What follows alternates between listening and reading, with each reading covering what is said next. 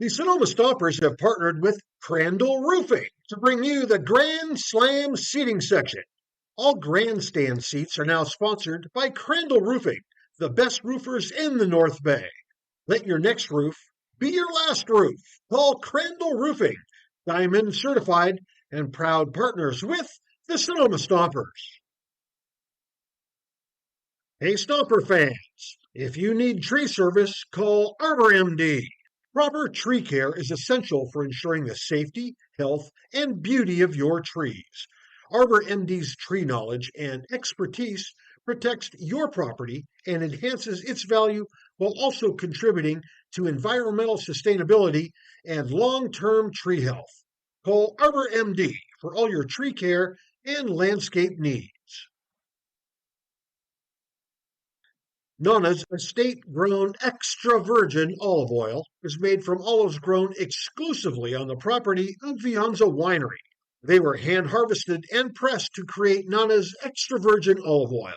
Go to shop.vianza.com to see why Nana's olive oil is the very best.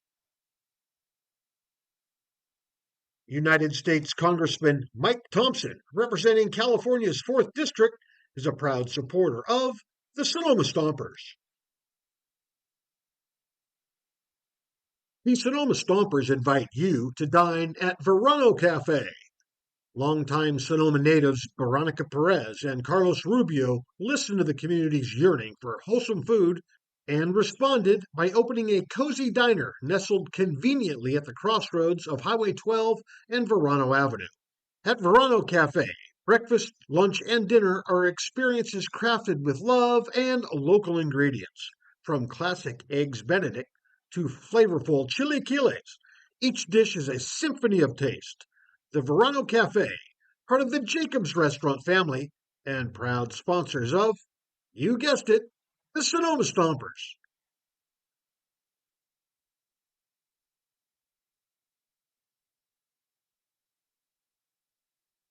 Happy to have partnered with Pets Lifeline.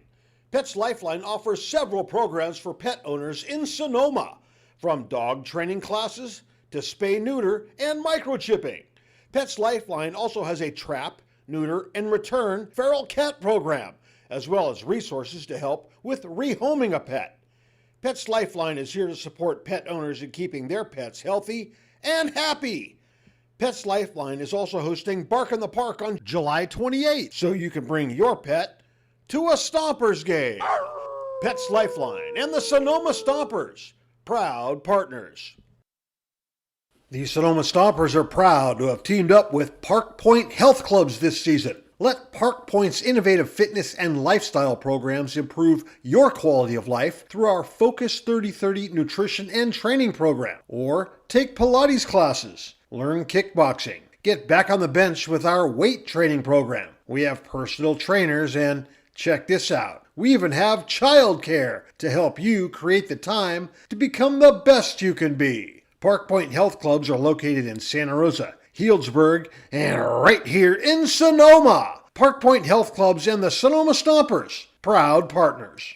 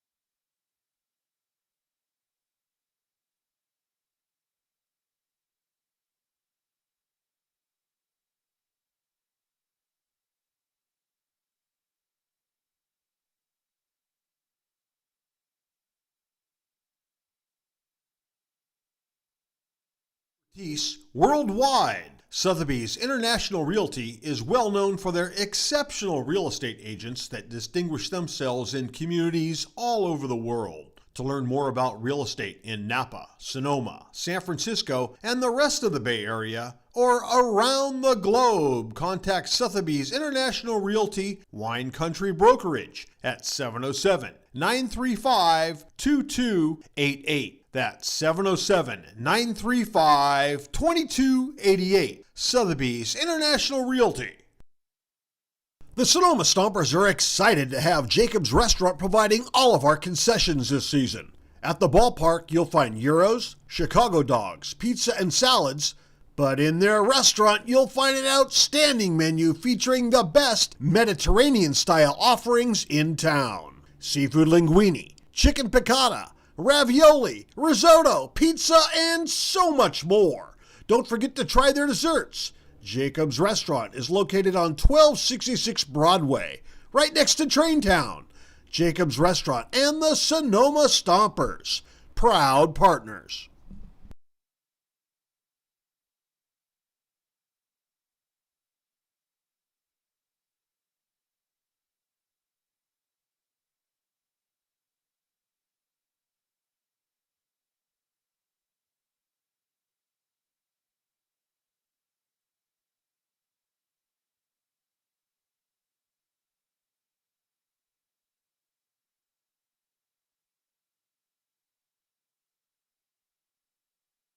The time has come.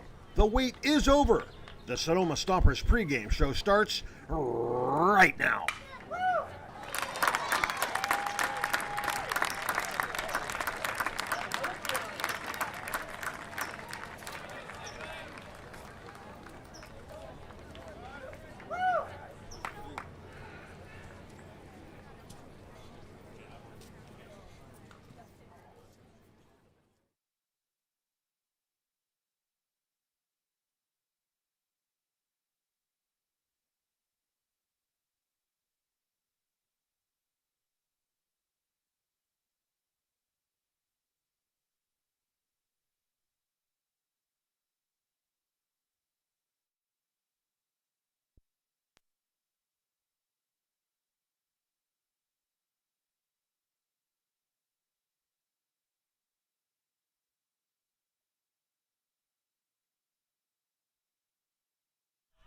Sunday night baseball coming up from the East Bay. The Stompers set to take on the Alameda Merchants. Both of these teams in a virtual tie for first place atop the CCL North. The last game before the All-Star break here. 4 days off for the Stompers, but 9 innings before they can rest. And honestly, we've said this a couple times, but this is the biggest 9 innings of the year so far for Zach Pace and company. Welcome to the College of Alameda here at Pat Bale Field. I'm Kieran Costa, joined by Roman Raffelli, getting you set for the battle for first place. And Sonoma and Alameda have played a tightly contested season series. We enter the 7th contest. Both teams have taken 3, but Sonoma's taken the last 2 of those. Roman, how do they build on last night's 17-run victory over Menlo Park and this little run they have going against a tough opponent in Alameda? Yeah, the way to go get the 3rd straight against this team is to continue to do what you've been doing. Last time it was a great pitching showcase from Sean McBroom, the Seo brothers, Gideon Hahn, and Braden Gentz that got it done. Just 3 hits given to the Merchants the last time out. That was a 1-run total for Alameda. And then last night you mentioned they score 17 against the Legends. You're not going to want to aim for 17 every game, but have continued quality at-bats, guy after guy in the lineup. Go up there, find good pitches, hit the ball, put it in play, and play good defense behind them.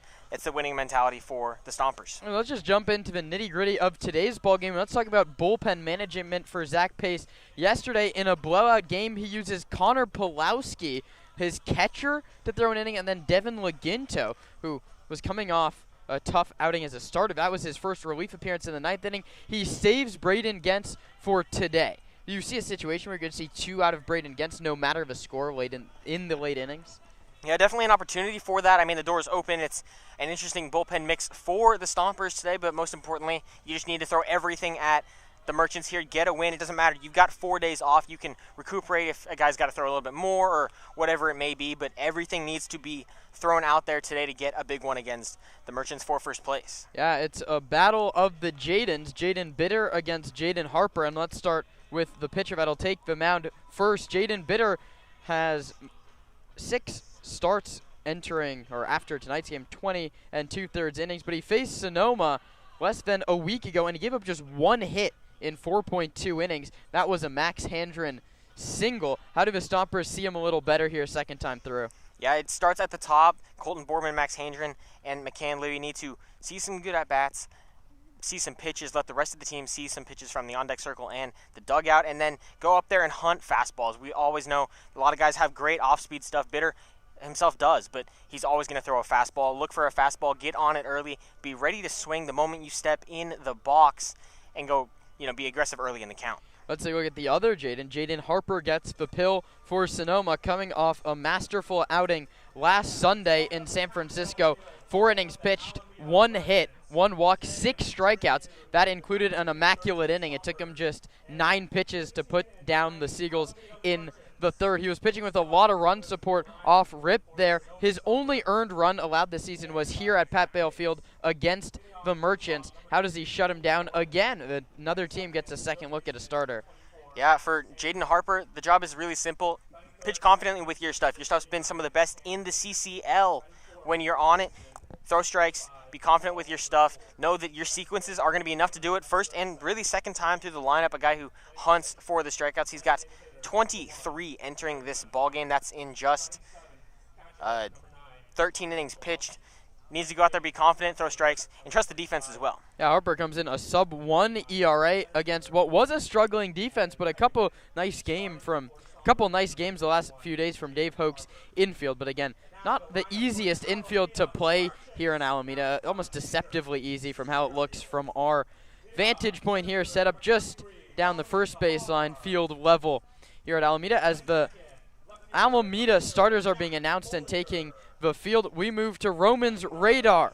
And we'll start with the home Merchants looking to win the season series, and this could be a big one when you come down the stretch of tiebreaker games with all these teams so close atop the CCL North. Yeah, it's going to be Jaden Bitter, a guy on the bump. We don't do that often on Roman's radar, but Bitter was so good against the Stompers last time. Needs to go out and do the exact same thing he did. Don't overthink it. Don't try to change what you're doing if you're Jaden Bitter. Go out, same recipe, same sequences. Go get the Stompers again. Yeah, that's a big one. You go with the arm. That's an interesting choice. We haven't seen that yet. We come up towards the anthem so quickly, we'll go with the Stomp Watch player. That's going to be Hideon Hahn. He's been putting together great at-bats. We saw him be a little bit aggressive on the pads last night. Tried to stretch a single to a double. Wasn't able to, but he's feeling himself. Got some great confidence at the plate, and in the DH spot, he can just go out there focusing on doing damage with the bat. We're just about ready for baseball. We'll be back with a stat guess and then first pitch on the Sonoma Stompers Radio Network.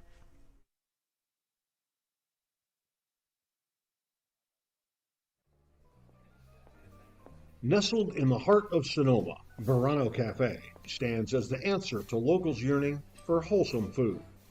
Opened by Veronica Perez and Carlos Rubio, this cozy diner is nestled conveniently at the crossroads of Highway 12 and Verano Avenue. At Verano Cafe, breakfast, lunch, and dinner are experiences crafted with love and local ingredients. Each dish is a symphony of taste.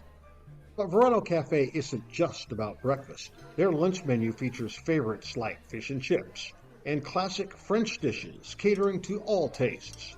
Dinner includes house-made pasta dishes and elegant entrees. What really sets Verano Cafe apart is its commitment to quality and community. With locally sourced ingredients and a dedicated team that feels like family, Verano Cafe offers a warm and welcoming atmosphere. Whether you're a Sonoma local or a visitor, Verano Cafe promises to elevate your dining experience. Join us today and become a part of the Verano Cafe family. Verano Cafe, located at the crossroads of Highway 12 and Verano Avenue in Sonoma.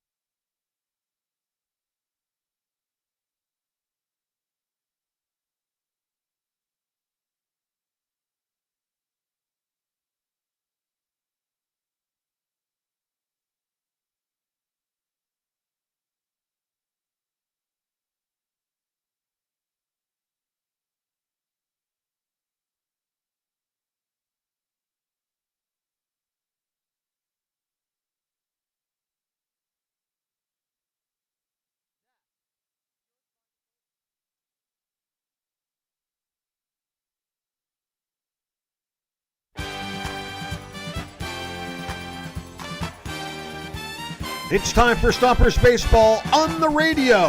Let's go out to the voices of the Stompers, Roman Rappelli, and here's Kieran Costa.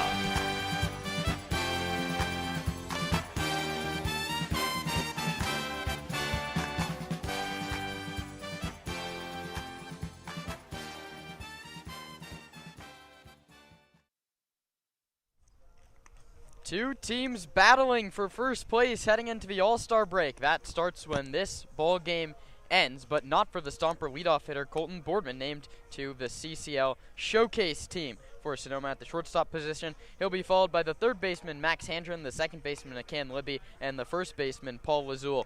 The right fielder Brady Shannon is in the 5 spot. The DH Hidian Hahn is hitting 6. 7, 8, 9 goes Connor Pulowski, the left fielder Trent Keys, and then the center fielder Cam Hegman. Bats 9th for Zach Pace. His third base coach is Dave Hoke. First base coach Jacoby Heyer. Pitching coach Mike Nunez not with the team today, so Kenny Meimersdorf acts as the pitching coach. Paul Maidorena, the hitting coach, and that offense goes up against Jaden Bitter for the second time in a week. As we mentioned in the open, 4 2/3 innings with an earned run, a hit, a walk, and 7 strikeouts against Sonoma on Tuesday. Bitter, a 6'1", 185-pound right-handed pitcher from Los Gatos, California. The 21-year-old just finished up his second season at Ball State. He has Colton Boardman, Max Handren, and McCann Libby here in the first inning.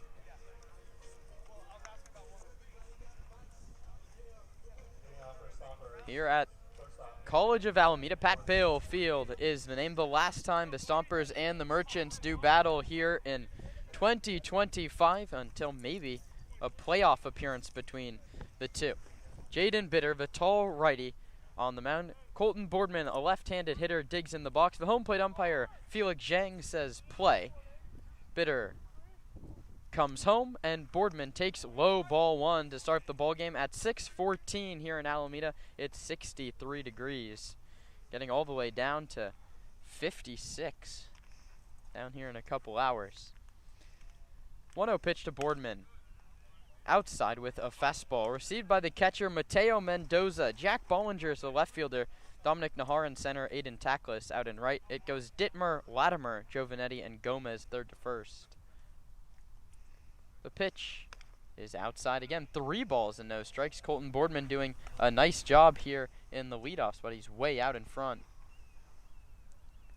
Sonoma enters play today 19-13. That's the same win percentage in theory as 15-19. These two teams are atop the north end. That's a 4-pitch walk to Colton Boardman, and that brings up Max Handren, coming off a 5-hit day yesterday in a 17-13 victory. But more importantly, he was the only hitter to get a knock off of Jaden Bitter at Arnold Field earlier this week. And Bitter only walked 1 at that Arnold Field showdown. Now walks the first he sees. Stompers looking to play some of their Stomper ball we saw a lot of last night.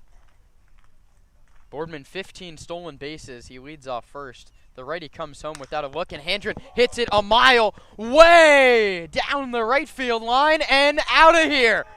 Max Handren, a booming 2-run home run, and Sonoma jumps all over Jaden Bitter just 5 pitches into the ball game. The Stompers lead it 2-0. Those are RBIs 18 and 19 for Handren, his 7th extra base hit. Here come the Stomps. You can't ask for a better start than that. That's how you pick up where you left off on a 17-run performance. And we talked about it a little bit both yesterday and the day before. Handren, since signing his contract, has just felt a little bit himself. We're 5 pitches into this one. Jaden Bitter's already given up more runs and as many hits as he did to the Stompers in the entire last outing. Walks. That one's low. He's right back to out of his zone. McCann Libby trying to finish off his Stomper tenure strong. He heads down the bayou. He'll start his Louisiana Tech training this week. Handren obliterated that ball as Libby takes. There's the first called strike. It's 1-1. Both of Handren's home runs have come on the road, and they've been hit just to the exact same spot. Towering drives down to pull side. Libby takes a called strike at the knees. And what we've noticed here with Alameda catchers is the receiving is very well done. They steal a lot of strikes down there at the bottom of the zone, pulling it up to the knees. 1-2 to Libby. He takes, started but stopped, 2-2.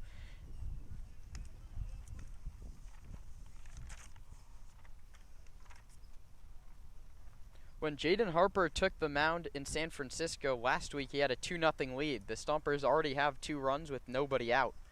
Libby takes outside 3-2.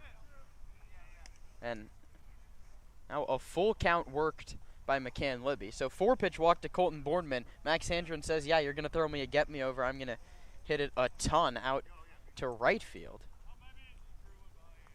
3-2 to Libby is lined into right, down the line. The right fielder goes over. He's going to play it on a hop. Libby's going to round first and hold there with a single. The Stompers' bats have picked up right where they left off in yesterday's 17-run output. Well, they're 6 runs away from yesterday's first inning where they put up 8 against Menlo Park. McCann Libby, that's his 25th hit on the season. And what we talked about in the pregame show was the leadoff guys have got to see some pitches, let the dugout know what they're seeing. And, well, it's been a lot of fastball from Jaden Bitter, but the Stompers all over it through 3. Yeah, Zach Pace and the rest of the coaching staff were very confident they'd see Bitter a little bit better today. And, well, it's just been 3 hitters, but that seems to be the case. As Lazul bounces this one foul back to the screen, 0-1. Paul enters today 233. 2 homers, 4 doubles, and 15 driven in. He has a hit in 4 of his last 5 CCL games. He's behind 0-1. The righty Bitter delivers, and Lazul takes up and outside.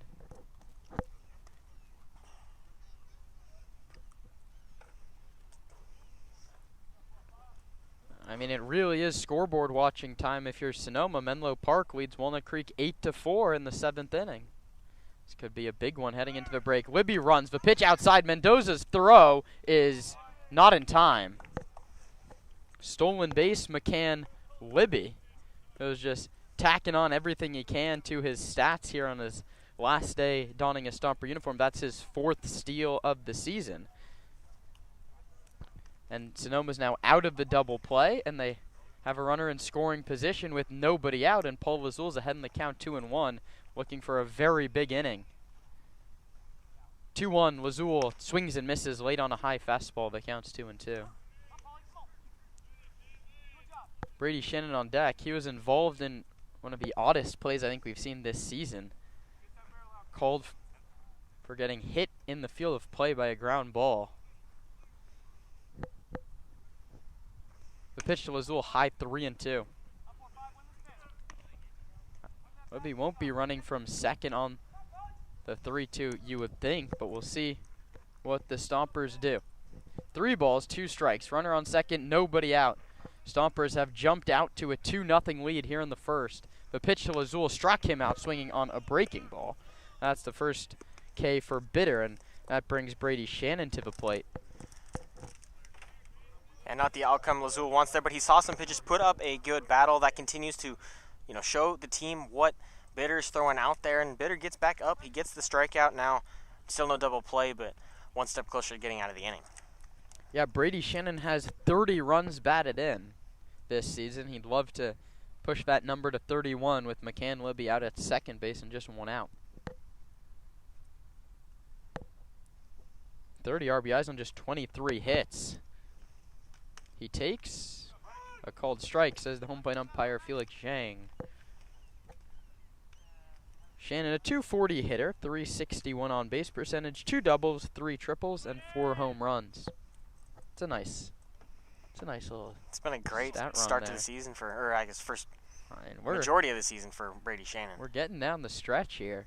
Shannon hits this ball on a line out to left field. Bollinger makes a running catch heading towards the line, and that's one of the luxuries of playing 2 center fielders in the outfield. Jack Bollinger's a plus defender in center field. You move him to left field, it's even easier for him. That ball hit on the line, as Brady Shannon often does, but it finds a glove. And the Stompers' last hope to get that run home now is in the form of Hideon Hahn. And that ball probably hit just as hard, if not harder, than the Max Handren home run on a line, a shot to left, as we see Brady Shannon do nearly every time he puts the ball in play, but right at Jack Bollinger. 2 home in the inning. Libby at second with 2 outs. Gideon Hahn takes low. Good job by Mendoza. He's working down to up there with his receiving, and that's a great way to get strikes. That's sort of the new thing that most catchers are doing. You work it down to up. It's a lot harder for the umpire to pick up on a missed spot, things like that. 1-0 pitch. Hahn takes up and outside. Gideon Hahn entered yesterday's game with 3 hits and no RBIs. He enters today's game with 6 hits and 3 RBIs. Big day for the counting stats for Hahn. He'd love to add another ribby and knock in Libby. The pitch to Hahn is a called strike at the knees, and the count's 2 balls and 1 strike. Hahn 6 for 31, a double, 4 hit by pitches, and 8 walks. On base 5 times yesterday, as it felt like so many different Stompers were. 2-1 pitch, Bitter to Hahn. Already action in the Merchant bullpen. Hahn hits it straight towards the Stomper dugout down the first baseline, where the team dons their road gray uniform. Sonoma, Navy script on the front, Navy numbers on the back. The bright orange numbers on the front of the jersey. The Merchants wearing their nice deep sea blues here, Sunday home game. 2 balls, 2 strikes, 2 outs. The pitch to Hahn is lined into right field.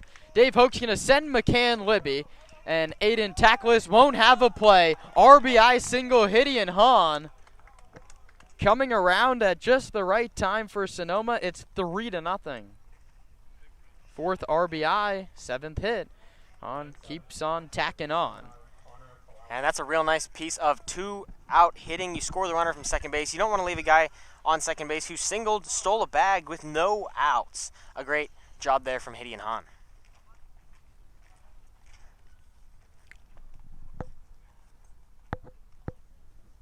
Bitter now deals with Pulowski with Hahn at first base, not running, and Connor takes way high, 1-0. And we'll keep it here. No ad break after this inning. Roman has a stat guess for us. A poorly timed out pregame show, so we'll have to do it here in the first inning break while Jaden Harper takes his warm-up pitches with right now is a 3-0 lead. Hahn bluffs, doesn't go. It's a called strike. Trent Keys waits on deck. He'd be the 8th man to bat. Connor Pulowski, a right-handed hitter. 218 average, 380 on base. Maybe we should say a right-handed two-way guy. Pitched an inning yesterday for Zach Pace. Fastball high. Bitters missed up with the heater more than he's missed down with it today. And he saw Luke Duncan pitching and catching, took it one step further. Hey, I'll play the outfield too. Yeah. Trying to check off as many positions as possible. He had 3 in yesterday's game. Beg your pardon. A check on Hahn, who's back standing up.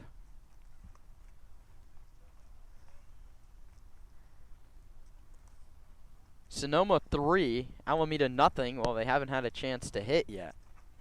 Max Handren's 2-run home run, the big blow here in the inning. Now Hahn runs. The pitch is a called strike. The throw to second on a hop and kicks into center field. Hahn holds there. It was a called strike. The count's 2-2. Stolen base of the inning for Sonoma. The 3rd on the year for Hahn. And the Stompers keep getting that runner into scoring position. If Connor Pulowski, the 2-out RBI leader, he has 15 total ribbies on the year. He'd like to add to that. Hahn dancing off second. Pulowski swings and misses. The inning is over. But the Stompers get 3 runs on 3 hits. 2 of them courtesy of a long home run by Max Handren. That's the big blow, Roman. 3-0. Sonoma couldn't have asked for a better start here in Alameda.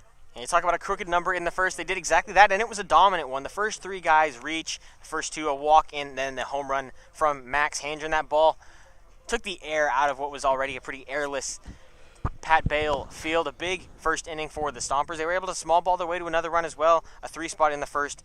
That's a good one to start this game. Now let's move to your stat guest before we give you all the information on Jaden Harper and the Merchant lineup he'll be facing. Yeah, so we talked about Connor Pulowski playing in left field last night. How many Stompers, Kieran, have played in the outfield that are on the current roster? Just any outfield position? Any outfield position. How many guys in the outfield? I can do this. It's Connor. Nick Sebastiani's currently on the roster despite battling injury. Hope to have him back after the break, so that's 2. We have today's outfielders, which are Keys, Hegeman, and Shannon. That's 5. Kieran Baker's on the roster. That's 6. And there's a couple more outfielders that have to be on the current roster, right? No one. McCann Libby played there yesterday. That's 7. On the active roster, no one else on the diamond today has played out there. Am I forgetting a bench bat? I am. It's Ben Sebastiani. That's 8. And I think that's probably going to wrap it up. Gideon Hahn has played out there, hasn't he? Or did he maybe double switch there for an inning? I did not have Hahn on my list. My number was 9. You got... Who did I miss? Ben Sebastiani, Trent Keys, Kieran Baker, McCann Libby, Connor Pulowski, Brady Shannon, Cam Hegeman, Nick Sebastiani. I guess the number was 8. I think I won. I think I had... You got 8. I think I beat the stat guess. I mean, you don't see that every day. Hey, I didn't know stat guess was a winner or losing game. I guess Did not. I win stat guess? I had Landon Akers still there because he's on the roster still. He hasn't been moved to inactive, so that would have been 9. But now a lot of guys in the outfield, and it's been a really solid outfield for the Stompers. And a very solid starter on the mound is Jaden Harper, the 6'1", 185-pound left-hander from Fremont. He went to Kennedy High School to Ohlone College, spent last year and this coming year at Cal State Fullerton. And he'll face Dominic Nahar, Jack Bollinger, and Jackson Nystrom. The first pitch of the ball game's in there for a called strike by Jaden Harper. He's only 8 more strikes away from his second immaculate inning in as many games. Lefty Harper comes home. That ball's hit high in the air. Very shallow right. McCann Libby drifting back, still drifting back. Puts his glove up and makes the catch, battling the sun. Here in Alameda, the sun sets behind the press box, behind home plate, so it's glaring into the pitcher's eyes and the infield's eyes as the game begins, but no problem for Harper or Libby, 1 away. And that brings up the Westmont College left-handed hitter, Jack Bollinger. Jack just 4 for 22 on a truncated season. Played the first week for Alameda, then took a month off, and now is back with the ball club. He takes just off the corner, says Felix Zhang. 2 for 8 since returning. That's just in the last 4 games. Harper the lefty, Bollinger the lefty. The pitch low, blocked by Pulowski.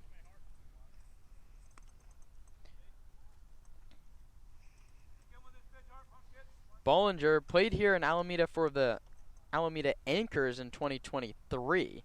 He lines this one the opposite way. Not a hard hit baseball. Coming on is Trent Key. Still coming on. He plays it on a hop. So Jack Bollinger continues to swing a nice bat after returning to the ball club. That's not a hard hit baseball, but it's a line drive in the scorebook, and that's the first hit for Alameda. That brings up Jackson Nystrom. Nystrom, a .339 hitter out of USF. Getting on base at over a 500 clip. 5 doubles and 1 home run. That home run was off Chris Albee here at the College of Alameda. Turned to be the decisive run in that one earlier this season. And Harper misses up and outside.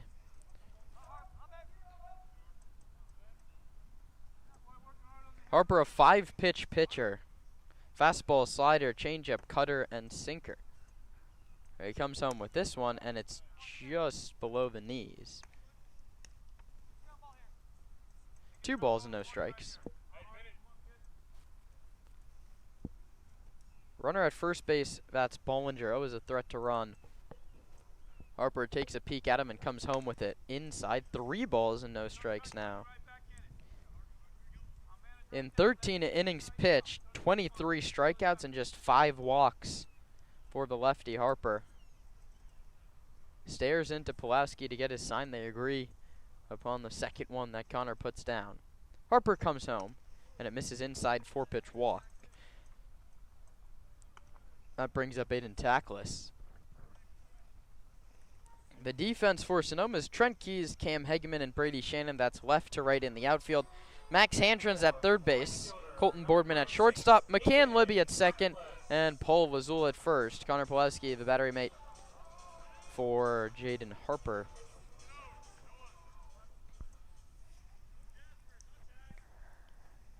Aiden Tackless, now his third year playing for Alameda. Harper comes home. The lefty takes a called strike. Outstanding season at Manhattan for the Jaspers has earned Aiden Tackless a place at New Mexico State for this coming fall. Merchants last year, Anchors the year before that, a similar path to Jack Bollinger. Jack spent last season playing down south.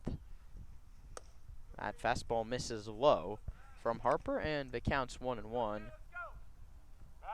Harper throwing well, not struggling by any stretch of the word, but not as meticulously sharp as he was last week in San Francisco, where he looked unhittable from the get-go.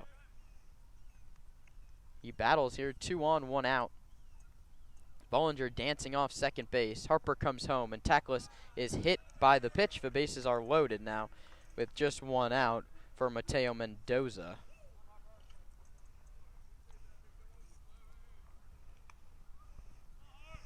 And out the start that Jaden Harper was looking for, you get Dominic Nahar to pop out. That's one of the most dangerous bats in this lineup. But since struggling to find the zone, and I mean, the single to Bollinger, not a ball that did a lot of damage, but it got down, and it seems to have just kind of shaken Harper a little bit.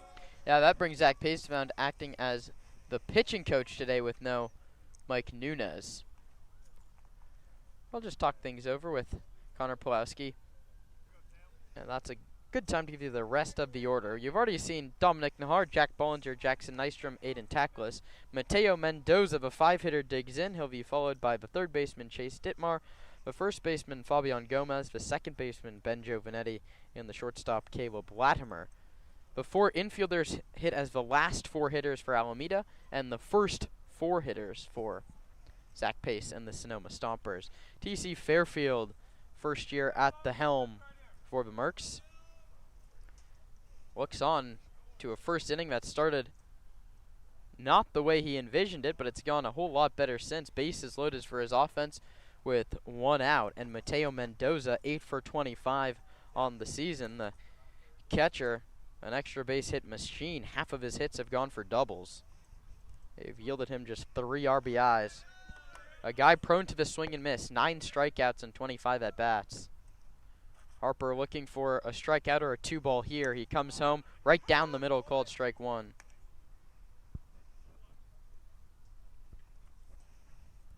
Paul Lazul, the first baseman, plays in front of the runner. Handren even with the bag at third. The middle infield double play depth.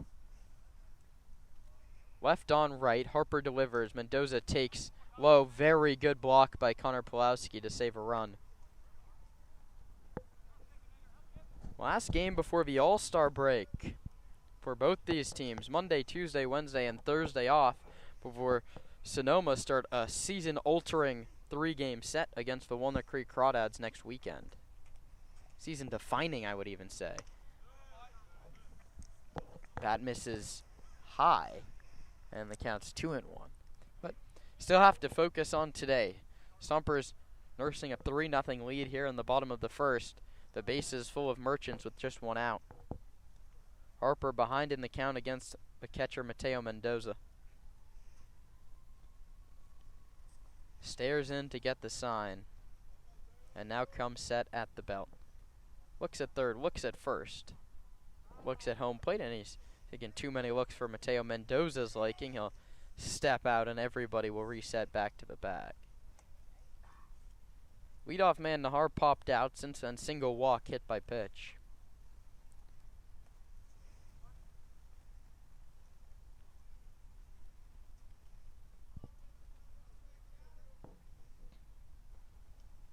A Merchant leads from every base. Harper delivers. Mendoza takes. Called strike. Fastball inside corner. That's an unhittable pitch. That's right on the block of the inside corner and at the knees. If Mendoza swings at that, it's right to Max Antron. Or he's late on it, and he Squibs back to Harper. 2 balls and 2 strikes. Harper in desperate need of a strikeout. Comes home and it's popped up, foul out of play over the bleacher seats here at Pat Bale Field. 330 down the lines, 400 to dead center field. Not a cloud in the sky here, a beautiful evening in the East Bay. Harper's ready to deal a 2-2 pitch to Mateo Mendoza. The lefty out of Fullerton fires and struck him out swinging. First strikeout on the night for Harper, and it comes at a big time. So now we're set up, bases loaded, 2 outs, and Chase Dittmar, another guy prone to the strikeout, comes up. Yeah, 15 strikeouts on the year. Dittmar, just a 174 average. An opportunity here for Harper to get out of the inning unscathed. Dittmar looking for his first extra base hit. All 8 knocks this year have been singles. Harper delivers, and it's foul back to the screen. Jaden's working ahead. It's 1 ball and no strikes. And Dittmar, not a quick load in the batting stance. Wouldn't be surprised to see a lot of fastball in this count from Harper.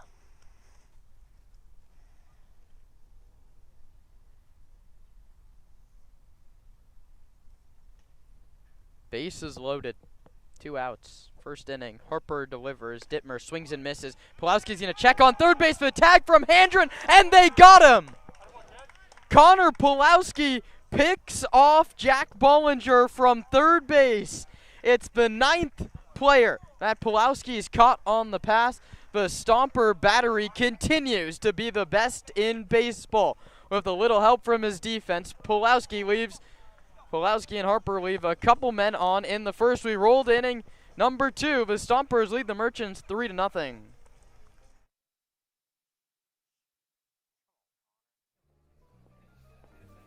Nestled in the heart of Sonoma, Verano Cafe stands as the answer to locals yearning for wholesome food. Opened by Veronica Perez and Carlos Rubio, this cozy diner is nestled conveniently at the crossroads of Highway 12 and Verano Avenue. At Verano Cafe, breakfast, lunch, and dinner are experiences crafted with love and local ingredients. Each dish is a symphony of taste. But Verano Cafe isn't just about breakfast. Their lunch menu features favorites like fish and chips and classic French dishes catering to all tastes. Dinner includes house-made pasta dishes and elegant entrees. What really sets Verano Cafe apart is its commitment to quality and community.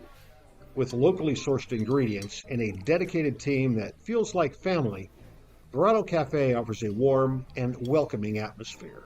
Whether you're a Sonoma local or a visitor, Verano Cafe promises to elevate your dining experience. Join us today and become a part of the Verano Cafe family. Verano Cafe, located at the crossroads of Highway 12 and Verano Avenue in Sonoma.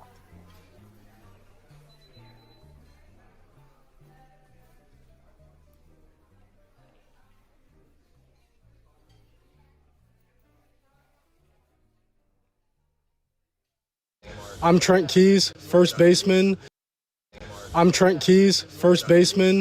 LMC, and you're listening to the Sonoma Stompers Radio Network.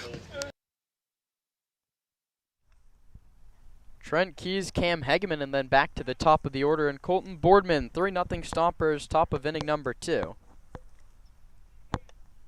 Bitter still out there, and Keys takes up and outside. Hegeman on deck.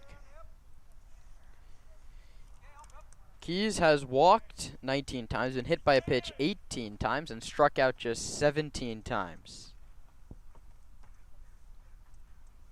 He swings here and bounces it foul right towards us, set up just on the right side of the backstop here at the College of Alameda. Keys had a scheduled off day yesterday. He entered in place of Anthony Shepler. He was hit by a pitch twice, singled, and walked. A 1-for-2 day, on base thrice. 4 times. Maybe that one's a called strike outside corner to Keys. The Slow Blues have done their job. They now sit 1 game behind both the Merchants and the Stompers. That will obviously change as one of these teams will take sole possession of first. Keys swings and misses. Back-to-back strikeouts for Bitter now. That's his third. That brings up Cam Hegeman. And against Bitter here, we're seeing a heavy lefty lineup for the Stompers. 6 out of 9 from the left side.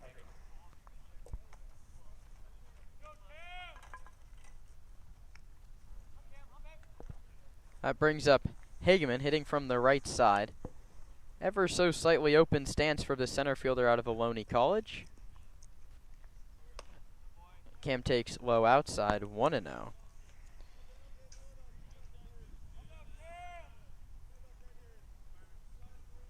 An even split today. Whole bunch of lefties and one on deck in Colton Boardman. The pitch to Hegman's inside, 2-0. Cam 10 for 40, an RBI and 4 runs scored. The real issue comes when he reaches base, 4 for 5 on stolen bases so far for Sonoma.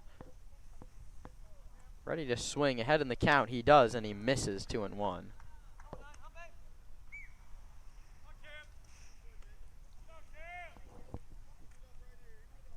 Bitter working quicker here in the second inning. Stares in to get his sign from Mendoza and delivers. Hegeman bounces it foul straight into the Merchants' dugout down the third base line. There was action behind Bitter in the first inning, but bullpen quiet for Alameda. Set to deliver his 38th pitch here. He's recorded just 4 outs. Bitter delivers. Hegeman hits a ground ball foul in between Dave Hoke and the third base bag.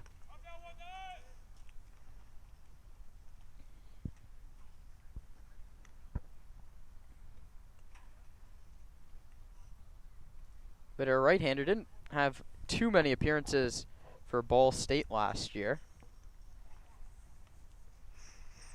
Looking to build on what's been a strong summer up until this point. Hegeman lines that one into the glove of Ben Giovanetti. A natural first baseman takes a hit away at second. A perfectly timed leap by the former Stomper takes a hit away from Hegeman. Ball seemed heralded for the right center field gap. A leaping grab there, that's a big one to get the first 2 outs recorded, and I mean a great play there from Ben Giovanetti. That brings up Colton Boardman for his second trip. He walked on 4 pitches to lead off the ball game. Here he takes low, and Colton's still yet to see a strike from Jaden Bitter. Bitter missed with all 4 to Colton Boardman, and then Max Handren took the first pitch he saw out of the yard. Sonoma was up 2-0, just 5 pitches in. They lead 3-0 here in the second. Boardman lines that one. No web gem can save a hit there. That's a line drive single straight through the middle for Boardman.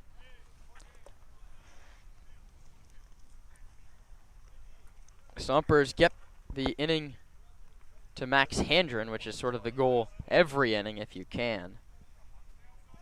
Max now has a hit in 11 of the 12 games. The hit streak is up to 10 for Max. That was his 21st hit of the season for Sonoma. Handren is up as the throw to first base goes wide. Boardman's going to round second base and hold there. So that's an error on the pitcher. Bitter allows Boardman to reach second base. The first error charged against Alameda.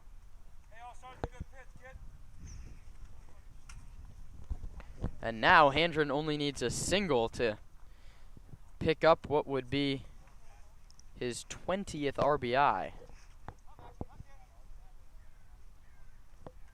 Boardman at second base with 2 outs. I mean, we understand Boardman is a threat to run. He has 15 steals, but with 2 outs and Handren at the dish, I don't know if he was running there. Handren takes low, ball in the dirt. And we've seen so many times this season already those pickoff throws kick down the line and you give away a free base. That makes Max Handren's job a whole lot easier. 3-0 Stompers, 2 outs, runner on second base, top of the second inning. The righty Bitter to the lefty Handren, here it is, and Max takes outside. He's ahead 2-0. At this point, with first base open, just put him on. And you give up the free 90 feet to Colton Boardman, not the guy you want with a runner in scoring position. It might not be the worst thing, although it doesn't get any better with McCann Libby behind him. A couple of number 24s do battle. The righty Bitter pitches to the lefty Handren, and Max takes up and outside 3-0. And Jaden Bitter learned from his mistake in the first inning. He hasn't come close to the zone in Handren's second trip. And we've talked so much about how big it is to hit behind Max Handren. McCann Libby gets his last chance to do that tonight. Handren hacking 3-0, fouls it straight back to the screen. Big time swing from Max, looking for his second home run on 3 balls and no strikes. The first 3-0 swing from the Stompers this season? I believe it might is. be. 3-1 to Handren late, and he fouls it into the glove of Mendoza, and a very nice job by Jaden Bitter to get himself back into the count. It runs full 3-2.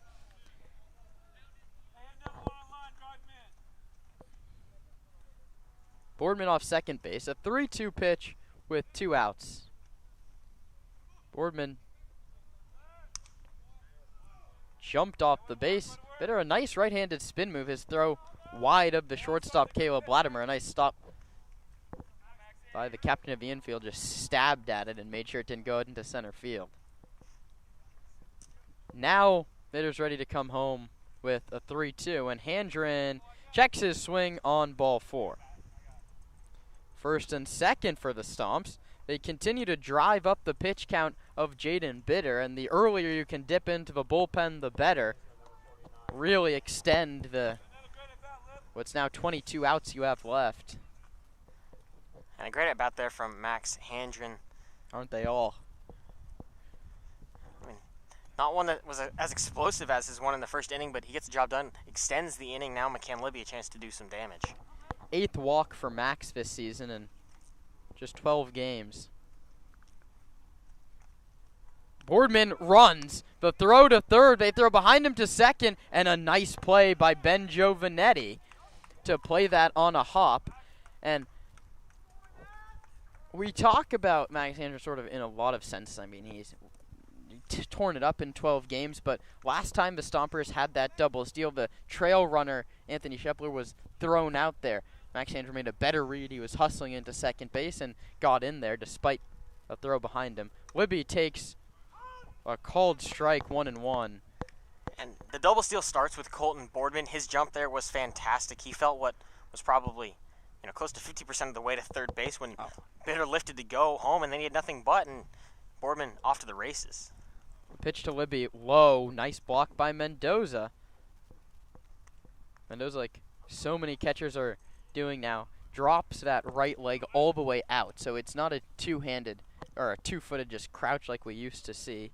He kicks his right leg out, so he's dropped to one knee.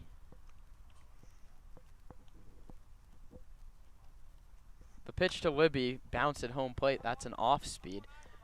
Libby, I don't think picked it up perfectly out of the hand, just bounced it at home plate. We'll do it from 2-2. Stomper catchers are usually in that crouch. They don't drop the leg. And I wasn't a catcher, so I can't really speak on it, but not a fan of the one leg down. I believe the crouch is the most effective position, but again, wasn't a catcher, so.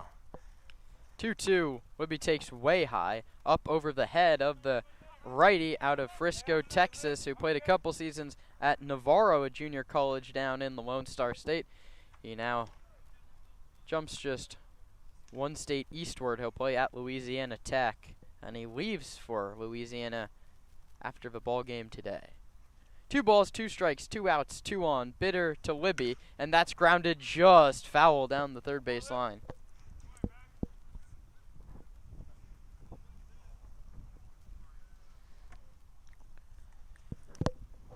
We'll be looking for a little bit of redemption here at the College of Alameda. He came up with the bases loaded and 2 outs in the 9th inning and struck out in a game the Stompers lost by 1. He'd love to tack on a couple and make it a back-to-back crooked numbers for the Stompers here in the opening innings. Jaden Bitter rocks into his windup and pitches, and Libby hits a missile down the left field line. Foul again.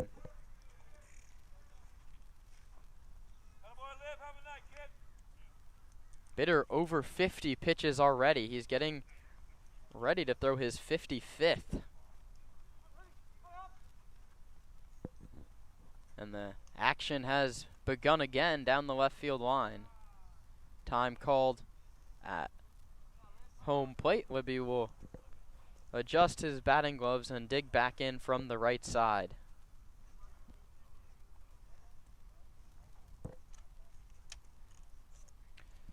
Two. Bitter waits to fire. Now he does, and Libby pops it up, back and out of play. Stompers 3, Merchants nothing. Top of the second inning here at the College of Alameda. The first half finale, if you will. The Stompers have played. Now, this is their 33rd game. They have just 7 after the All-Star break. It starts with 3 against Walnut Creek. Bitter to Libby, and it's pulled foul again. He continues to be early off Jaden Bitter, but the pitch count continues to climb, and it's a great at-bat from McCann. Stompers looking for their first win this season at the College of Alameda, and more importantly, trying to take the season series and grab the tiebreaker over the Merchants. 2 balls, 2 strikes, 2 outs, 2 on. Bitter's pitch. Libby lines this one down the left field line. It's a fair ball and kicks out to Jack Bollinger. 1 run scores. Here comes Handren. The third of the plate is offline. It's a great battle from McCann Libby, and it turns into a 2 RBI single. The Stompers' second baseman in his final game wearing the Sonoma uniform comes through in a big way. Sonoma 5, Alameda nothing. What an at-bat there from Libby. Yeah, that's exactly what you needed there. A team at-bat, a really great one. I've seen a lot of pitches, fouled off several, found the one he finally wanted, and puts it into left field.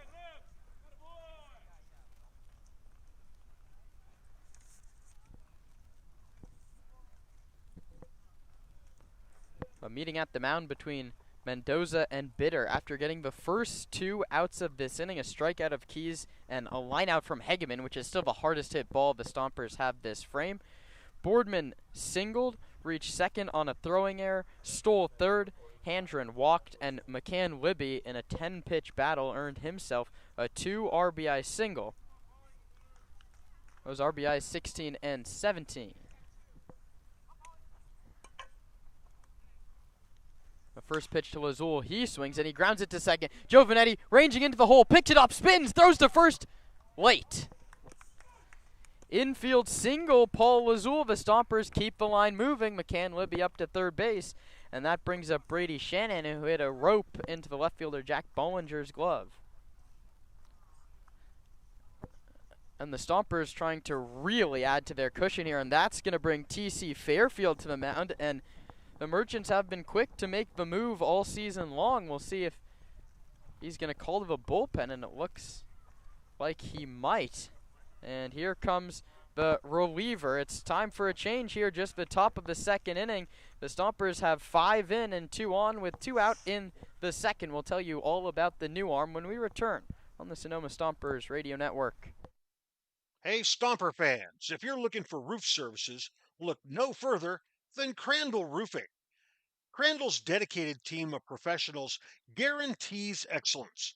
From roof repairs to installations, Crandall delivers top-notch solutions with unmatched value. One of the reasons Crandall Roofing stands out is Crandall Roofing uses only Class A fire-rated materials, and Crandall Roofing is certified by the manufacturer to extend warranties up to 50 years. Not only that, but Crandall Roofing's simple pricing plan ensures absolute transparency. Hey, with straightforward rates and no hidden fees, Crandall Roofing makes roofing solutions easy. Visit their website at crandallroofing.com or call 707-586-2500. Let your next roof be your last roof. Crandall Roofing, Diamond certified and proud partners with the Sonoma Stompers.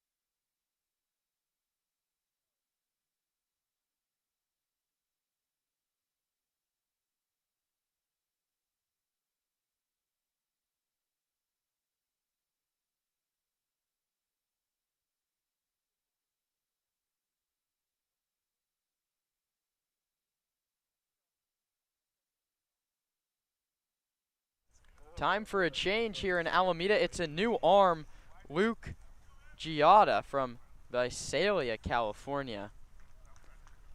In 2023-24, he pitched at Delta College, did not make an appearance last year for the California Golden Bears. Just his second CCL appearance. He went 3 shutout innings on June 6th against the Crawdads. 2 hits, 2 walks, 2 strikeouts.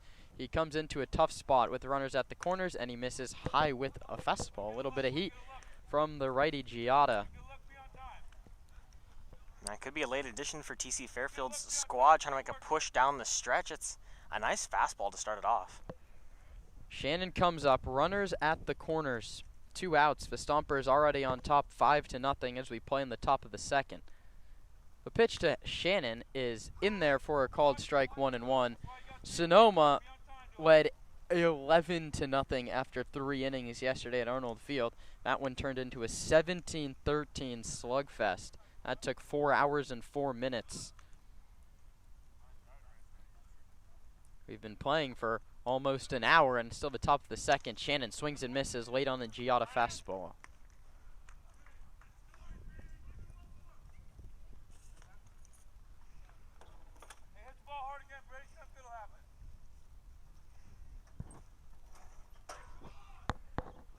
Lazul from first, Libby from third. Luke Giada, the righty, ready to throw to the righty Shannon, and Brady fouls it into the glove of Mendoza. The inning is over. So Giada does the job out of the bullpen. Jaden Bitter gives up 5 earned in just 1.2 innings. Jaden Harper retakes the mound, now pitching with a 5-0 cushion when we return on the Sonoma Stompers Radio Network.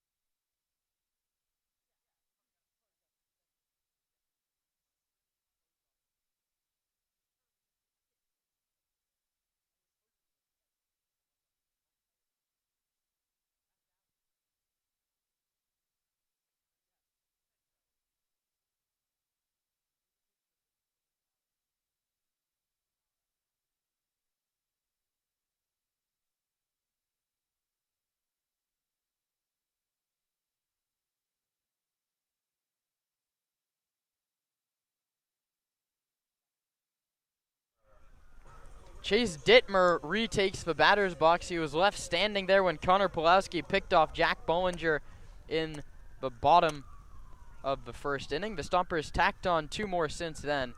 Dittmer was late on back-to-back pitches from Harper to start last at-bat. He takes low with a breaking ball to start this at-bat. Stompers 5, Merchants nothing. Bottom of the second inning here at Koa. Dittmer chases fooled badly on the junk from Harper. The count's 1-1. Sonoma got 3 runs in the first inning, a 2-run home run by Max Handren, and then an RBI single from Gideon Hahn. McCann Libby tacked on a 2 RBI single of his own in the second inning. And that's where we sit here. First batter of the bottom of the second inning. For the Merchants, it's the righty Chase Dittmer out of UNLV, just a $174 on the average. All 8 hits have been singles, 15 strikeouts, just 3 walks. He takes high 2 balls and 2 strikes.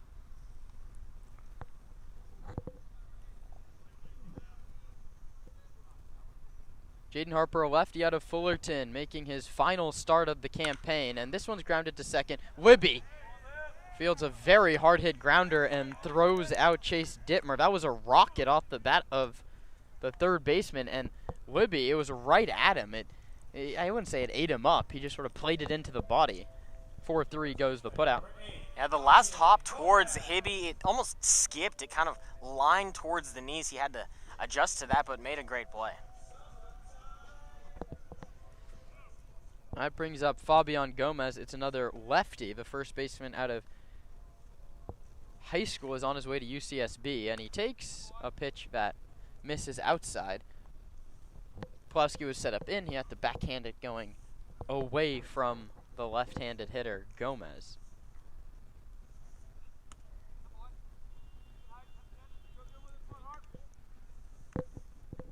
(1-0).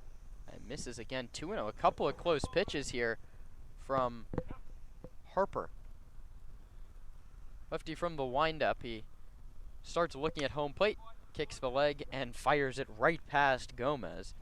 Another guy, 161 on the average. If you go the bottom 4 guys in the lineup's highest batting average is 174. This is a place where Sonoma needs to take advantage, mow them down. No free base runners in the bottom of the order, and Harper, after getting behind 2-0's, filled it up. It's 2-2. The pitch. That ball's hit on the line to center field. In comes Cam Hegeman, and he makes the catch in classic Hegeman fashion, well to the side of his body. My worry every time the ball's hit at Cam Hegeman, if it somehow gets past his glove, it's going to be rolling forever. It's not going to hit him in the chest. That was 2 very hard-hit balls off of Harper that have found gloves. And that brings up Ben Giovanetti. A 174 average for Giovanetti. 8 hits, 7 of them have been singles. 1 of them's been a home run. He swings and misses, nothing in 1. Giovanetti played for Zach Pace in the Stompers last season, had 1 home run in a sub-200 campaign. Nothing has changed statistically after a very strong season at Ball State. Giovanetti takes low 1-1. Gio, as they call him, was a first baseman DH only for the Stompers and has made 2 very nice plays at second base in the 2 games that we've seen him there. If you'd have told me that Ben Giovanetti was web gemming the Stompers at second base last July 13th, I would have laughed you out of the room. He is behind 1-2 here. With 2 outs, nobody aboard in the bottom of the second. Harper looking for a quick second frame. Stares in to get the sign from Pulowski. Delivers a 1-2, and Giovanetti pops it up out of play, up over our heads.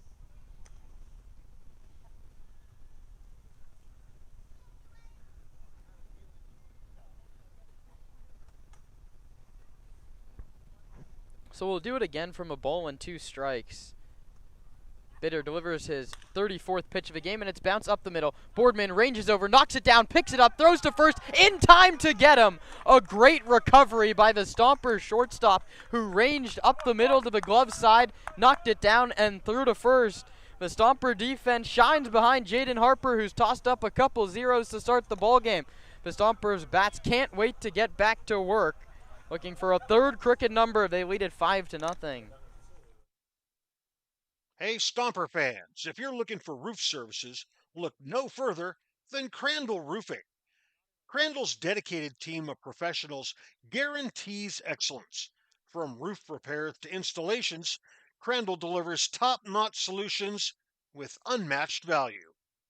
One of the reasons Crandall Roofing stands out is Crandall Roofing uses only Class A fire-rated materials, and Crandall Roofing is certified by the manufacturer to extend warranties up to 50 years. Not only that, but Crandall Roofing's simple pricing plan ensures absolute transparency. Hey, with straightforward rates and no hidden fees, Crandall Roofing makes roofing solutions easy.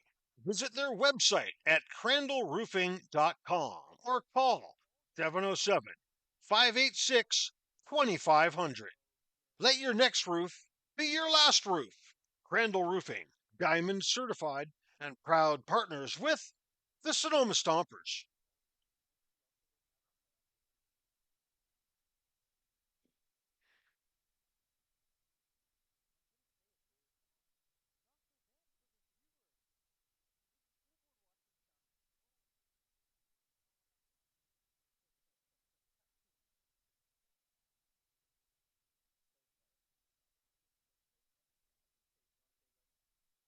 Patrick Richardson, pitcher, Arizona Christian University, and you are now listening to the Sonoma Stompers Radio Network.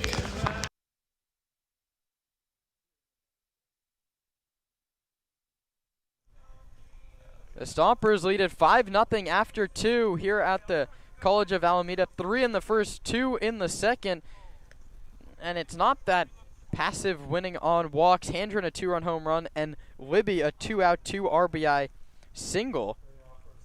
The Stompers have 4 2-out hits so far. One of them is an RBI single by this guy, Hideon Hahn, who leads off against Luke Giada. Giada came in and struck out Brady Shannon to end the threat in the second. The righty, working off the first base side of the hill, comes in, and it's a called strike on Hahn. No balls and 1 strike. Jaden Bitter, 1.2 innings, 6 hits, 2 walks, 3 strikeouts. He ended with 5 earned runs against him. Giada looking to eat some innings in now a mop-up role. The pitch to Hahn is way high, 1-1.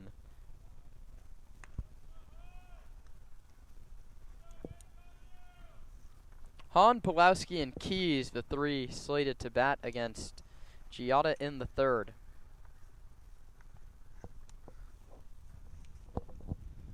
The pitch. Hahn lines that one over the leaping Caleb Latimer into center field. Caleb Latimer gave it a shot, went up with a leap, but just couldn't come down with it. And that makes Hideon Hahn 5 for his last 6 with a hit by pitch and a walk thrown in. He's more than doubled his hit count in the last 5 at-bats than he did in his first 36. And several RBI sprinkled in there. Hahn's gotten hot at a key point. We've seen some big injuries for the Stompers. His bat lighting it up down the stretch. Yeah, and this is what both players and coaches said about Hahn. He's been barreling up baseballs all season long. They were bound to start finding gaps, and that's exactly what has happened. As he receives his sliding glove from first base coach Jacoby Heyer. We'll see if Hahn takes off. He stole a base when he reached in the first. He's on to lead off the third. Giada comes home. Pulowski checks, and the count's 1-1. Pulowski struck out against the starter Bitter. That ended inning number 1. Stompers have left 3 through 2, but that stat doesn't matter as much when you've scored 5. Giada to Pulowski with Hahn at first and nobody out. Connor takes a fastball up above the zone, and the count's 2-1.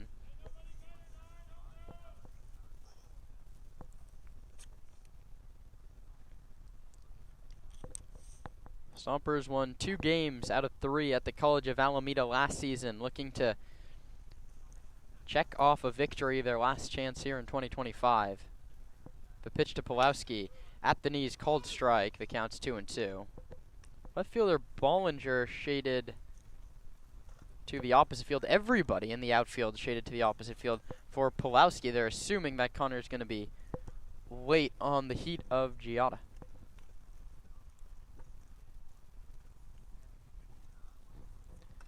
Two to Pulowski. Hahn runs. The pitch is low. Mendoza's throw from his knees not nearly in time. 3rd stolen base of the day for the Stompers. The 2nd for Gideon Hahn. And Hahn has just doubled all his counting stats in the last day. He entered play today with 2 swipes. He has 2 in 3 innings. And props to Hahn. I had some conversations about, in the transfer portal where he wants to go. He's heating it up right in time for all the scouts to be looking at him. 3-2 pitch now coming to Pulowski, and he pops it up. First base side. Gomez gives it a look, coming towards the dugout. He makes the catch, and Hahn will have to hold at second base. P3 for Pulowski. And Hahn's still at second now with 1 out. Trent Keys has a chance to add to his 6 RBI season.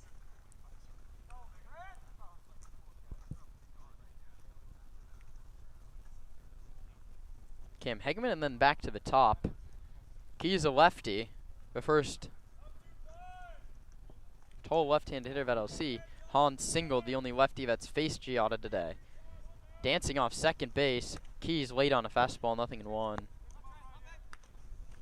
Stompers would love to just keep on adding insurance. If we learned anything from yesterday's game, it can get tight in a hurry. On a positive note, the Stompers have a crooked number in 5 out of their last 10 innings. That has to be the best 10-inning stretch of the season. Giada takes a couple looks at Hahn and comes home to Keys low, says Felix Shang, the home plate umpire. That counts 1-1.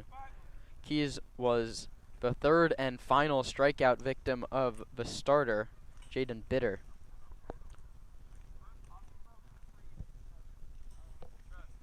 So Pulowski in a 1-1 count against the righty Giada. The righty from Visalia stares at second base. Still stares, and a slide step delivery is fouled at home plate. A pace of play slowing drastically with Luke Giada on the hill.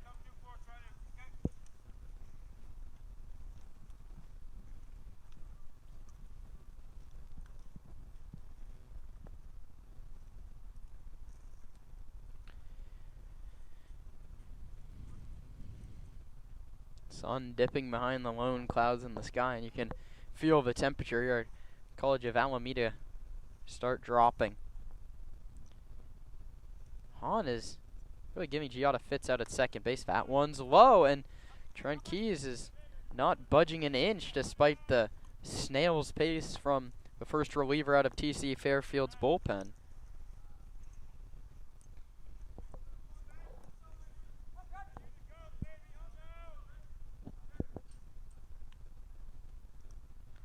Stompers and the Merchants for the last time in the 2025 regular season. Both of these teams slated to make the CCL North playoff. Keys late on a fastball. Second time Keys has gone a swinging.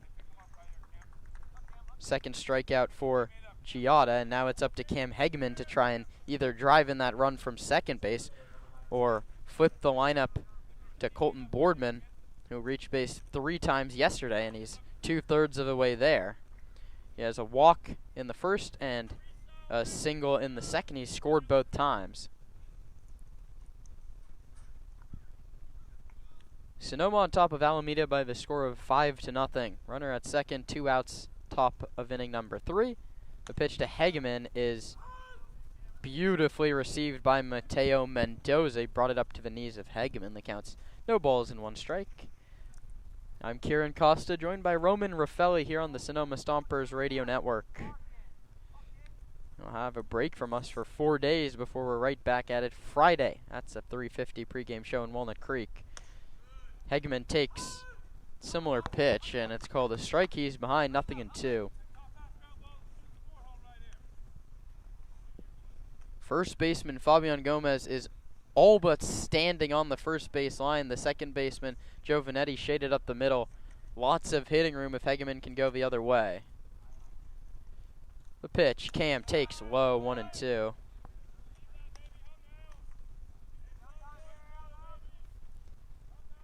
It's now 21 pitches for Giada.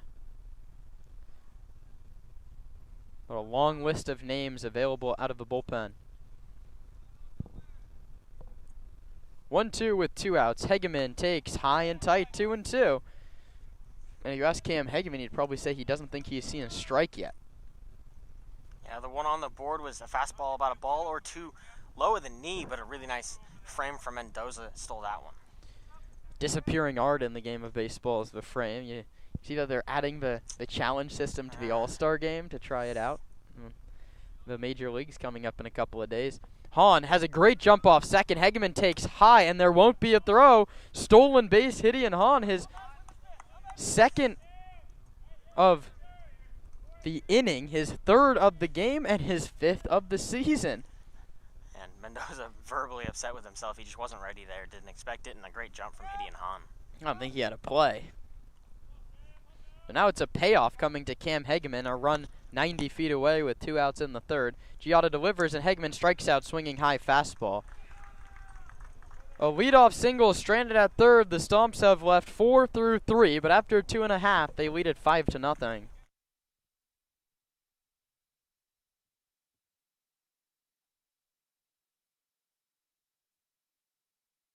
Hey, Stomper fans, if you're looking for roof services, look no further than Crandall Roofing. Crandall's dedicated team of professionals guarantees excellence. From roof repairs to installations, Crandall delivers top-notch solutions with unmatched value.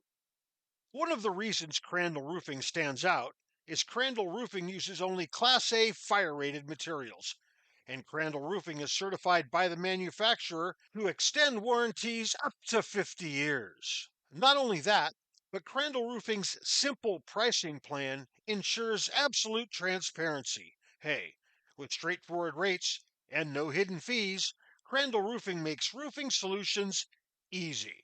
Visit their website at crandallroofing.com or call 707-586-2500. Let your next roof be your last roof. Crandall Roofing, Diamond certified and proud partners with the Sonoma Stompers.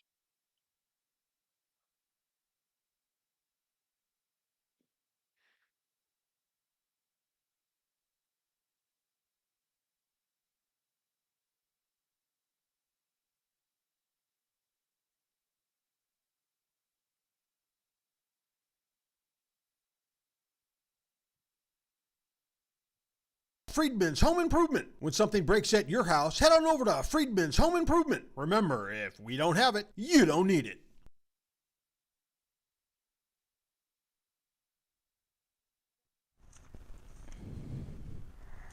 9-1-2. Caleb Latimer, Dominic Nahar, and Jack Bollinger, and Jaden Harper starts his third inning of work with a called strike. Latimer headed to Oklahoma Baptist this fall. He'll be teammates with former Stomper starter Brian Thornton. That one from Latimer's popped up well out of play. Paul Lazul gives it a look.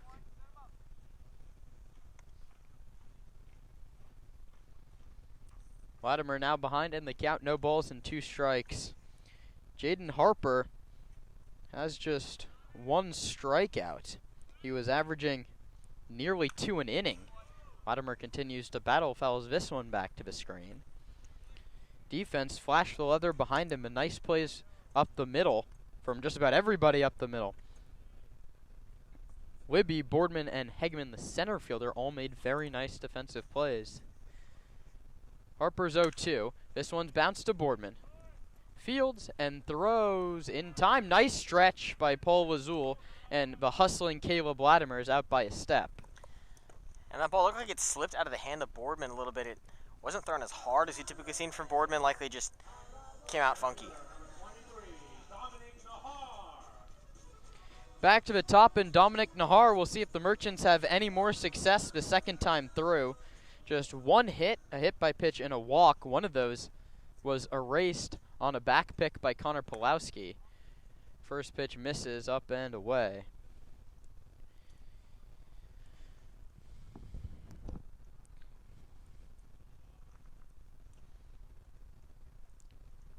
That one's fouled into the glove of Pulowski. The count's 1-1. The out-of-town scoreboard's gone the way Sonoma's wanted. All the results they need have happened. Walnut Creek lost and Slow won. Harper delivers. That one's lined right at Boardman. Nahar doesn't have even enough time to drop the bat as Boardman corrals the soft line drive. That's now 5 straight retired. That's 5 consecutive balls put in play without a stumper error.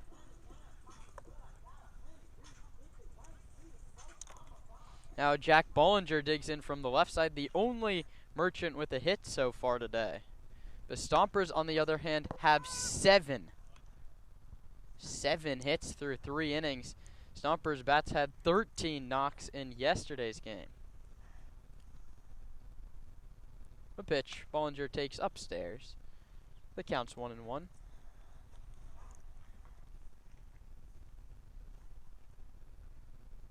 Harper nearing that 50 pitch mark here in the third. 1-1 with 2 outs. Jaden delivers and Jack takes a cold strike at the knees. That has been given all night. Pulowski, a nice job of holding that spot right at the bottom of the kneecap of the left-handed hitter Bollinger, coming off a nice season at Westmont College.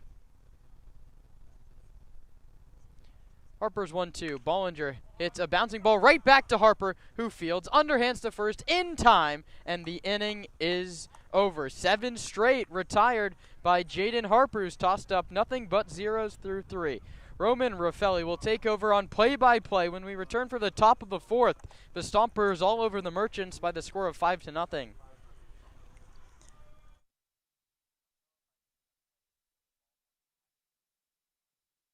Flybird Margarita is our new and delicious cocktail that's ready to go, no bartender needed.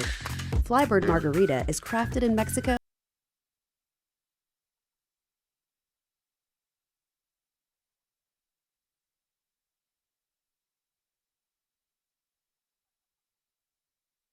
The Sonoma Stompers are grateful to have Bank of Marin as a returning sponsor. Bank of Marin's philosophy is banking built on trust and relationships. Bank of Marin's creative and customized solutions safely and confidently support your growth and success now and into the future. Whether you're a sole proprietor forging ahead with your first company or the CEO of a well-established corporation, Bank of Marin's local bankers will work side by side with you to help you reach your financial goals. Bank of Marin, the official financial institution of the Sonoma Stompers. At Ricci Vineyards, we feel that wine and baseball are the perfect pairing, and we are proud supporters of our Sonoma Stompers. Our family-run vineyard has been farming and growing grapes and carneros for over 40 years. We encourage you to witness our wine journey and check out our selection of boutique offerings at RicciVineyards.com. The Stompers are proud to have Adams Chiropractic as our official chiropractor. Keeping our players healthy and in the lineup is our #1 priority, and Adams Chiropractic is right there every step of the way, thanks to Dr. Lawrence Adams.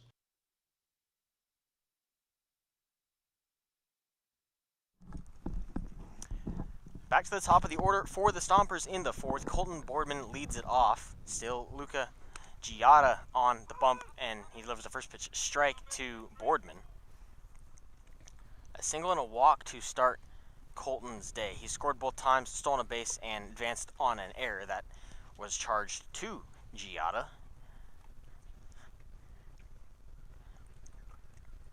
The 0-1 misses in the dirt.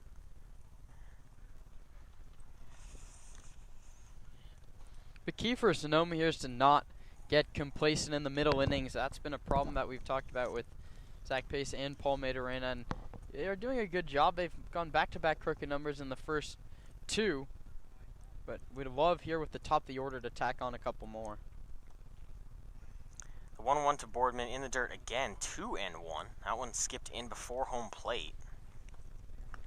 I mean, first 3 guys have reached all 6 plate appearances that they've had.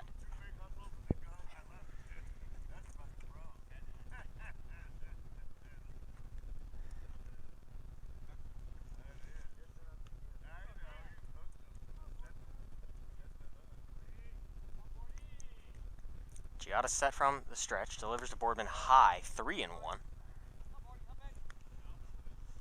Stompers 5-0 lead through 3. That's on the back of 7 hits. Not an error committed, just 1 hit and an error charged to the Merchants. Giada set at the belt. Pauses, lifts the leg, delivers high to Boardman. Ooh, catches the top of the zone. Boardman thought it was ball 4, but we'll have a payoff pitch. Boardman's been on the wrong end of a couple of calls in last night's loss. Was ruled out on a check swing on a 3-2 pitch. I've never seen so much emotion from Colton until that call went against him. 3-2 hit softly into shallow left field. Ranging back to make the catch is Caleb Latimer, and 1 up, 1 down for the Merchants. First time that any Alameda pitcher has gotten any of the top 3 guys. Yeah, Max Handren takes the box, a home run and a walk. He's also scored both times. That home run came in the first inning. The first pitch he saw, that was after a 4-pitch walk to Colton Boardman, and he destroyed that baseball out to right.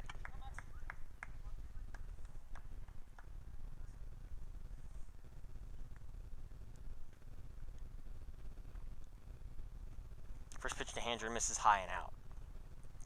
Yeah, both of Max's first 2 at-bats came against the starter Bitter, who gave up a first pitch home run and then threw 5 pitches in. Oh, I battled back actually to a 3-2 count, but no real competitive pitches against Max. 1-0 again, high to Handren, 2-0.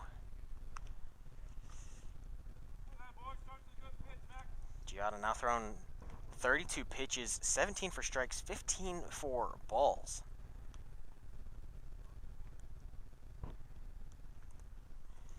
Two to Handren in there at the knees. Looked like a slider out of the hand of Giada.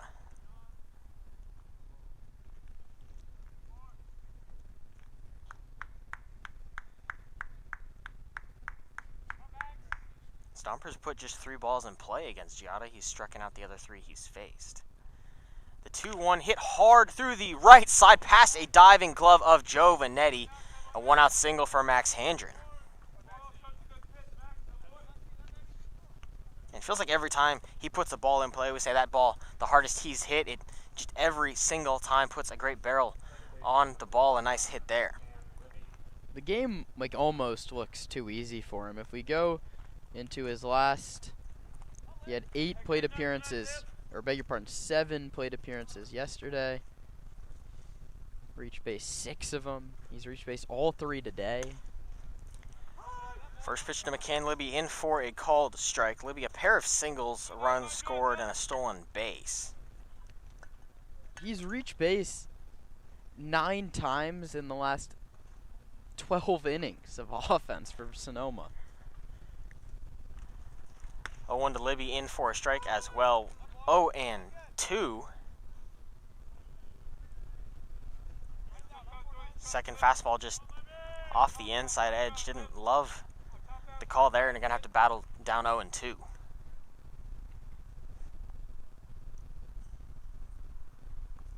Pitch from Giada misses high and in. Buzzing the tower of McCann Libby. Playing in his last game with the Stompers. Season hit total up to 26 with a pair today. 6 of those for extra bases. 4 doubles, a triple, and a home run. The 1-2 to Libby fouled back. Saw a great battle in his second at-bat. That was in the second inning. Saw 9 or 10 pitches and then ended it with an RBI single.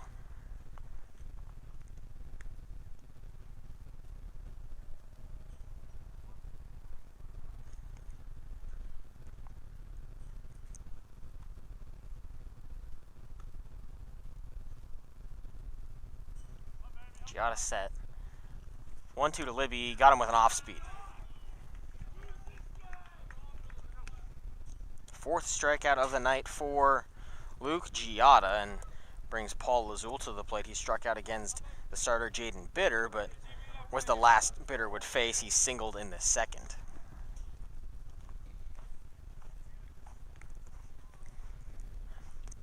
Lazul tacked on his 18th hit of the year with that single in the second. 6 for extra bases. That's 4 doubles and a pair of home runs.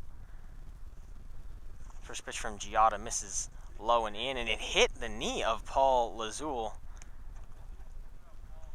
He'll take a seat to stretch it out next to home plate.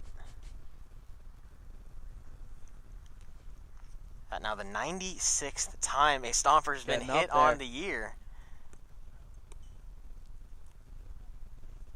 It's no laughing matter, but what a stat for Sonoma.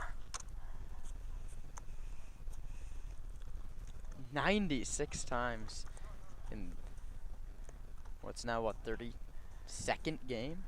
It's just 33rd now? and that's not even counting the out-of-league games. There have been 6 of those, 7 of those. It's just Stompers can't buy a break.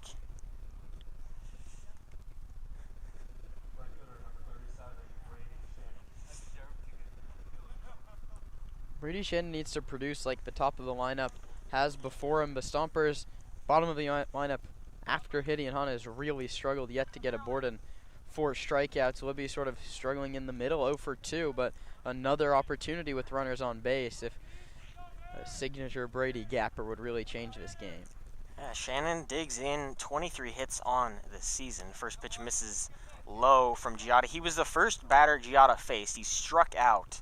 That was to end the second inning. Outfield plays him to go the opposite way. Bollinger, the left fielder, is way off the line. Off speed to Shannon, pulled down the left field line, would likely score Lazul even from first base. That's exactly where Libby put his single in. Jack Bollinger never even had a chance at that baseball. A lot of room there, a lot of room in left center, even right center, a lot of space. This one fouled directly back. Shannon on time, but under it. Now 1-1. Gideon Hahn stands on deck. A pair of singles, 3 stolen bases in this evening's ball game. It's just the 4th inning. No leads ever safe in the CCL. Stomps would love to add to what's right now just 5.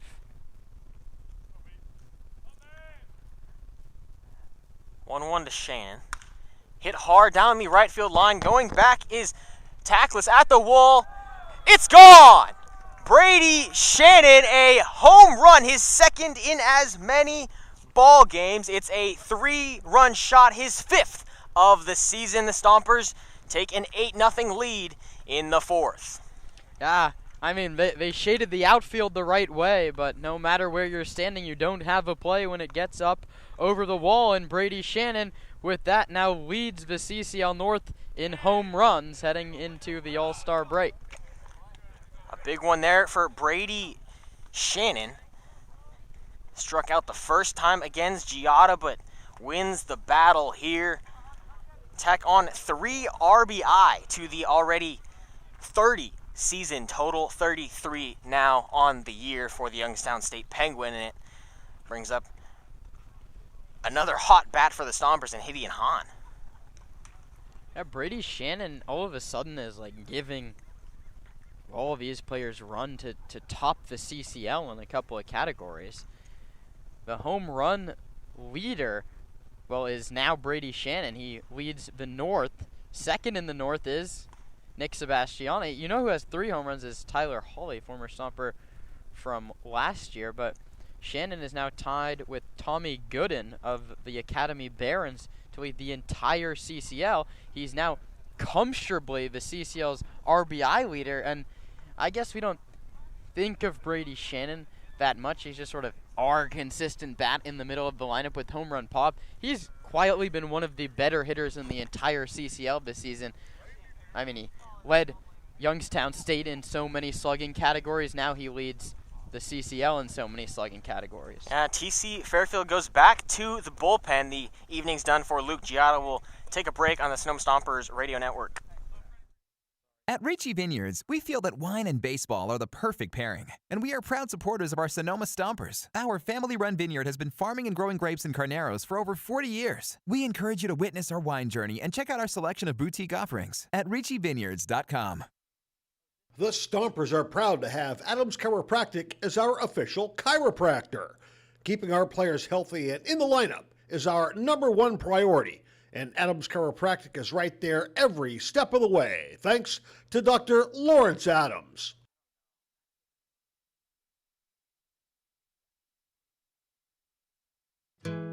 Cresco Rents. What you need, when you need it. And we show you how to use it. It's simple. You choose it, you use it. We have the right tool for every job. Never buy it, never store it. When you need it, just rent it. I'm Chris Smith, president of Cresco. If you need it, Cresco's got it. All over the Bay Area and online at CrescoRent.com.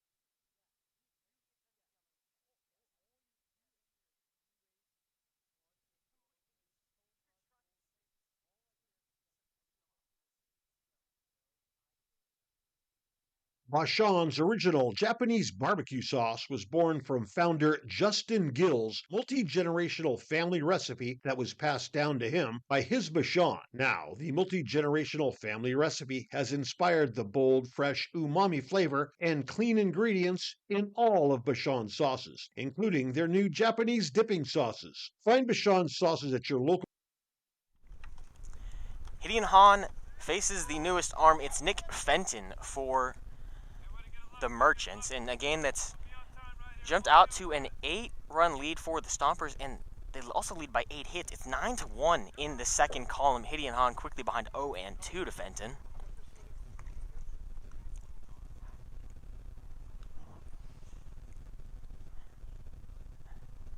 Nothing Stompers through 2-out mark in the top of the fourth. Roman Raffelli, Kieran Costa here on the Sonoma Stompers radio network. This one in the dirt to Hahn. Now a 1-2 count. Fenton, this is just his third appearance. He's thrown 2 innings, a pair of strikeouts, 4 hits, no walks, but 2 earned runs.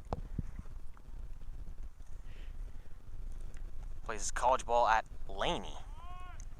6 foot, 195-pound righty.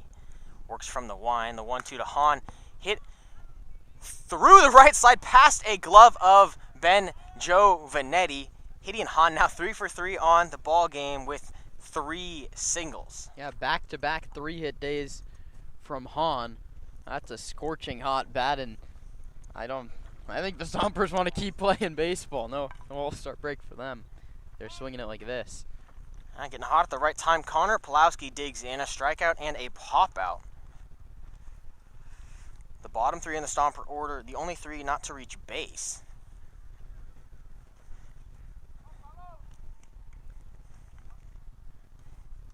Fenton now working from the stretch, dangles the right throwing arm and then aggressively shuts the stance with the front left leg. First pitch in for a strike to Connor Pulowski.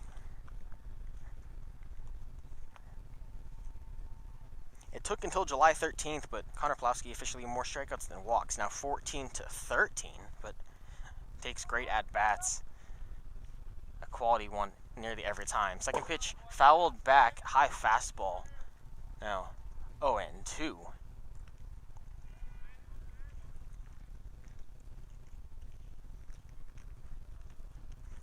Trent Keys waits on deck. He's struck out twice today. Gideon Hahn off first.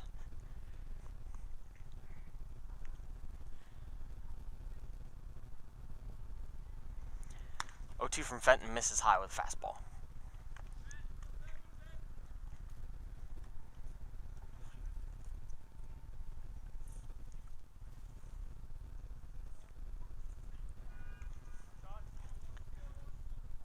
One-two to Pulowski, hit hard through the right side, back-to-back singles with 2 outs.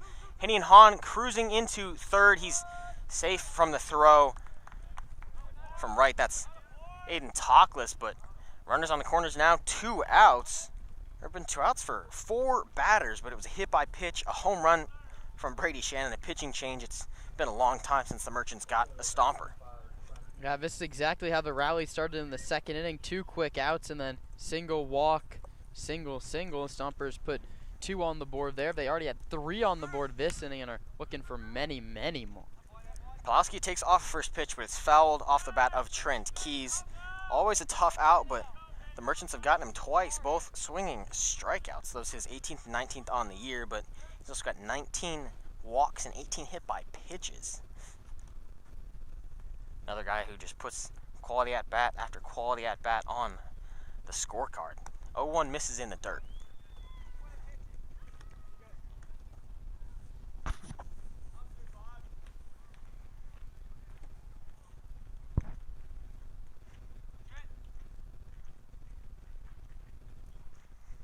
One to Keys. The pitch misses high, crossing just a touch below the shoulder. And Fenton, very abbreviated pause between coming set and delivering there. Bach would force one in. The 1-1 misses high and out.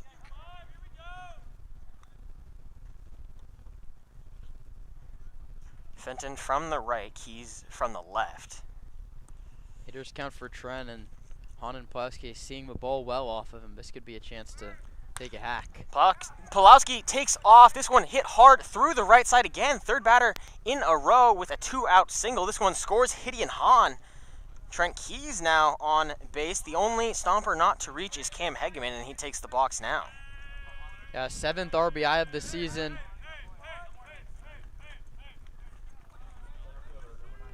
One through 8 in the Stomper lineup has a hit today. How do you like that? Yeah, great team ball sparked last night. 17 runs there, but Stompers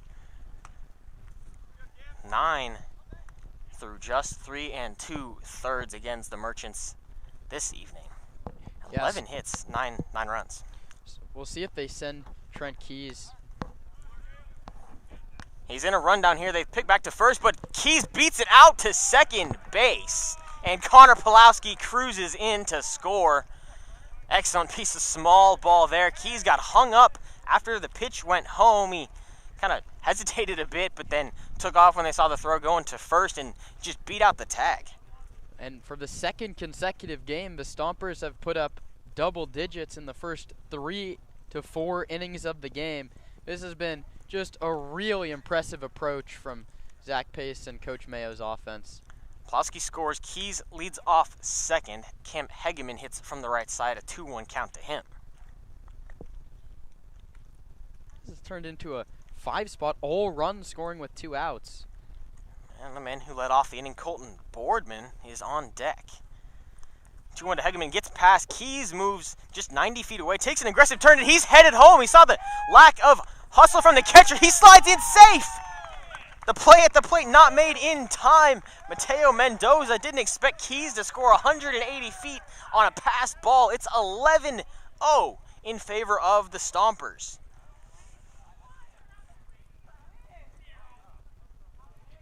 Trent Keys with an outstanding piece of base running. He got to second on a play where he should have been hung up. He got to third on a wild pitch, and he scores on a stolen base. Pitch to Hegeman, misses ball 4. And now every Stomper has reached base, and the 10th batter of the inning takes the box. It's Colton Boardman at the top. At 2 stolen bases, that sequence for Keys. He's now tacking on to that number for him. He now sits at 8 swipes on the year, and this has been a textbook 2-out rally from Sonoma. First pitch, Boardman sees, he fouls back. He just ran around the bases with little to no pushback from Alameda. Yeah, we saw the ball get passed. That's an automatic 90 for Keys, but they just didn't stop around third base. It was hard the whole way, like he knew he was going in. The play was close at the plate, but he certainly beat it. Second pitch to Boardman inside. 1-1 the count to him. I wouldn't be surprised if we see Cam Hageman now start running from first base. He's just a true stolen base threat. Whether or not the ball gets passed, he's 4 for 5 on the season. They pick back, but not in time. Must have heard me. We're too close to the field. I can't be giving away the scouting report like that. But there hasn't really been a scouting report for the top of the order. Boardman, Handren, and Libby have a combined 5 hits. I mean, it could be a pretty simple scouting report, and they hit the ball. They do their job, but not anything real insightful there.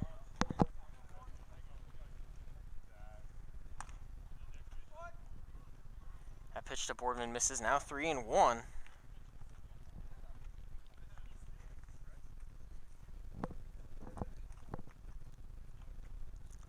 Fenton working in relief of Giada. This pitch fouled back by Boardman. Giada went 2 full innings, gave up 3 hits, 3 earned runs. No free passes to the Stompers, which is usually winning baseball, but a 3-run home run by Brady Shannon wrecked his night. Giada also struck out 4.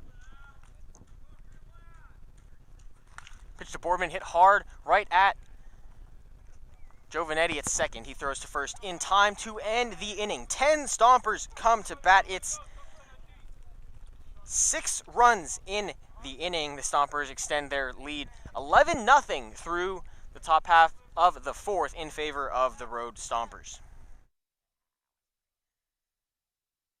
Bashan's original Japanese barbecue sauce was born from founder Justin Gill's multi-generational family recipe that was passed down to him by his Bashan. Now, the multi-generational family recipe has inspired the bold, fresh umami flavor and clean ingredients in all of Bashan's sauces, including their new Japanese dipping sauces. Find Bashan's sauces at your local grocery store today. Bashan's, a tradition of bold, fresh umami flavor, and proud sponsor of the Sonoma Stompers.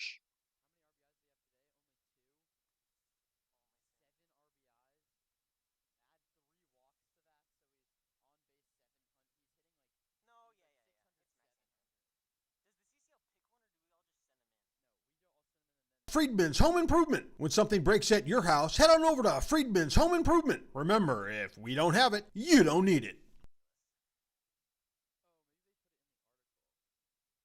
The Sonoma Stompers have partnered with Crandall Roofing to bring you the Grand Slam seating section. All grandstand seats are now sponsored by Crandall Roofing, the best roofers in the North Bay. Let your next roof be your last roof. Call Crandall Roofing, Diamond certified and proud partners with the Sonoma Stompers. Hey Stomper fans, if you need tree service, call Arbor MD. Proper tree care is essential for ensuring the safety, health, and beauty of your trees. Arbor MD's tree knowledge and expertise protects your property.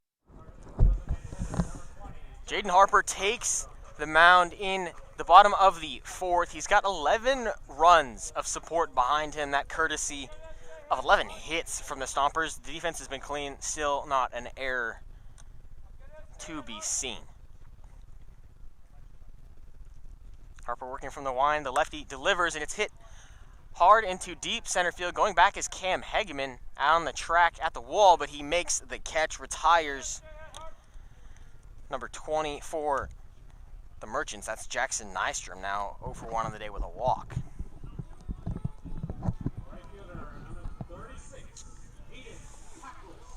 Aiden Tackless, the right fielder, digs in. He was hit by a pitch in the first, but left at first base.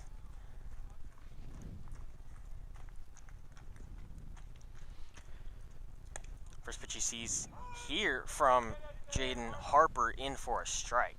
Yeah, this hasn't been the outings that we've seen from Harper so far.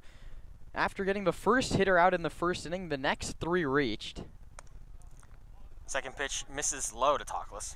So those bases loaded, 1 out. He struck out Mendoza, and then Pulowski picked off Bollinger on third base. Since then, it's been 7 up, 7 down, but no strikeouts since that first inning. Harper just letting them put the ball in play and trusting his defense, which has been very good behind him. Changing it up here. That pitch fouled back into Connor Pulowski. Give him a second to walk it off.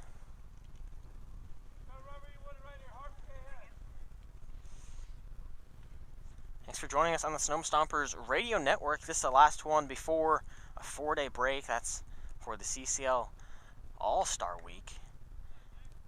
A few Stompers will represent the club, an exciting event for most and a break for some others. The 1-2 to Talkless. Tried to check the swing, but he went around. That just the second strikeout for Harper. Quickly 2 up, 2 down brings up Mateo Mendoza, who was the first strikeout for Harper. That ended the first inning with 2 on. Excuse me, the strikeout didn't end. It was the second out. The third out of that inning was Jack Bollinger getting back-picked by Connor Pulowski at third base. And we've talked about it a little bit. Pulowski leads the CCL in picked-off runners, but back-picking third base with the bases loaded is a gutsy play. The Stomper dugout was just warned by the first base umpire. He said no more of that. I think what happened is somebody down there at the end of the bench yelled, "He sure did," on the check swing, and home plate umpire George Kirkland wasn't having any of that.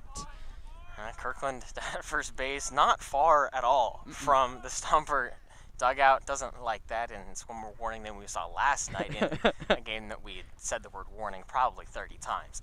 The 0-2 from Harper misses inside to Mateo Mendoza, batting from the right.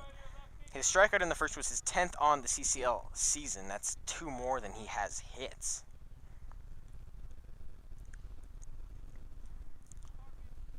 Harper peers over the glove, gets the sign, the wind, the delivery, strike 3 swinging from Mateo Mendoza. 1-2-3 in the 4th.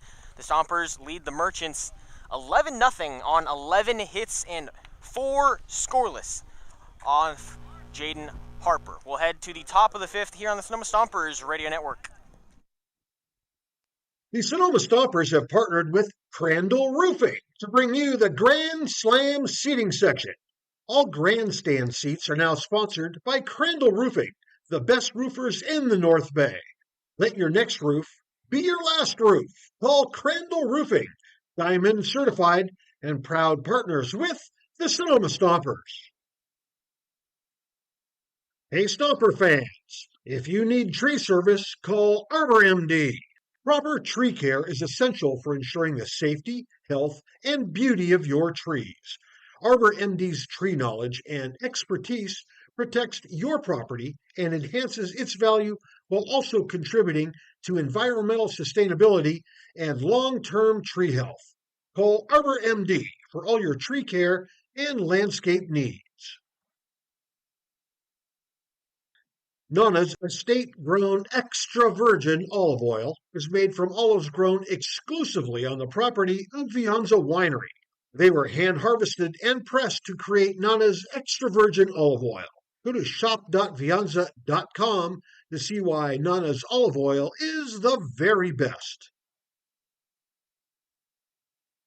United States Congressman Mike Thompson, representing California's 4th District, is a proud supporter of the Sonoma Stompers. The Sonoma Stompers invite you to dine at Verano Cafe. Longtime Sonoma natives Veronica Perez and Carlos Rubio listened to the community's yearning for wholesome food and responded by opening a cozy diner nestled conveniently at the crossroads of Highway 12 and Verano Avenue. At Verano Cafe, breakfast, lunch, and dinner are experiences crafted with love and local ingredients, from classic Eggs Benedict to flavorful chilaquiles. The evening has concluded for Nick Fenton after just pitching in the 4th. Yeah, real tough go for Fenton. Just got one out, gave up 3 hits, 3 runs, a walk, and did not strike anyone out. He gives way to Tommy Curran, who misses first pitch low to Max Handren. Tough way to enter a ball game. You got to play Max Handren to start it off. He's 2 for 2 with a walk, 3 runs scored. 1-0 misses outside, 2-0. Yeah, Curran did not get that many reps at UW this last year, but here in the CCL, he's making his 6th appearance. One of them has been a start. He's given up 6 earned runs over 10 innings pitched. He's faced the Stompers once, and he got the win. He just hit 1 batter in his 1 inning of work. It's his only appearance this year without giving up an earned run. A 2-1 to Handren, misses low, now 3-1. Curran, the first lefty the Stompers will see in this ball game. Comes set, 3-1, hit hard into center field, but right at Dominic Nahar. The first time Handren's been retired this evening. Yeah, and barely. That's probably a harder hit baseball than... it's probably hit just as hard as his home run. Yeah, that one.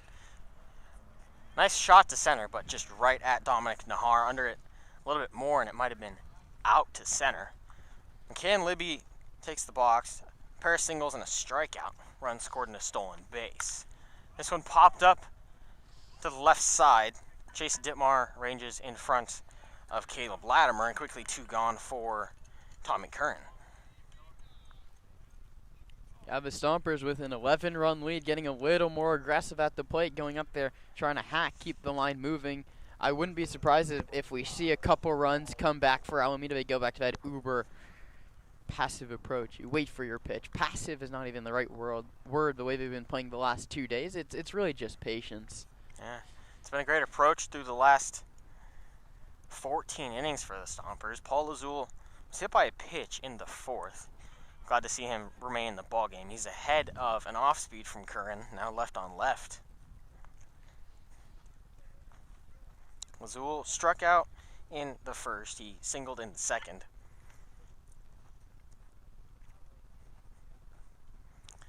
Oh, 1 misses low. Another off-speed there from Curran. 1-1.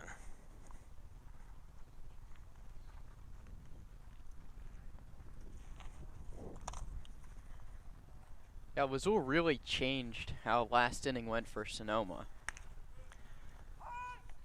1-1 in for a strike, 1-2. With 2 outs and a runner at first base and a 2-strike count, he was hit by a pitch that grazed him on the kneecap, and then Brady Shannon came up and did the damage after that. 1-2 to Lazul, called strike 3. A fastball ends the inning. 1-2-3 go the Stomps in the 5th. We'll head to the bottom half from the College of Alameda.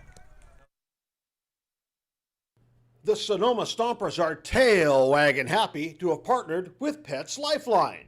Pets Lifeline offers several programs for pet owners in Sonoma, from dog training classes to spay-neuter and microchipping. Pets Lifeline also has a trap, neuter, and return feral cat program, as well as resources to help with rehoming a pet. Pets Lifeline is here to support pet owners in keeping their pets healthy and happy. Pets Lifeline is also hosting Bark in the Park on July 28th, so you can bring your pet to a Stompers game. Pets Lifeline and the Sonoma Stompers, proud partners. The Sonoma Stompers are proud to have teamed up with Park Point Health Clubs this season. Let Park Point's innovative fitness and lifestyle programs improve your quality of life through our Focus 30/30 nutrition and training program. Or take Pilates classes, learn kickboxing, get back on the bench with our weight training program. We have personal trainers and, check this out, we even have childcare to help you create the time to become the best you can be. Park Point Health Clubs are located in Santa Rosa, Healdsburg, and right here in Sonoma. Park Point Health Clubs and the Sonoma Stompers, proud partners.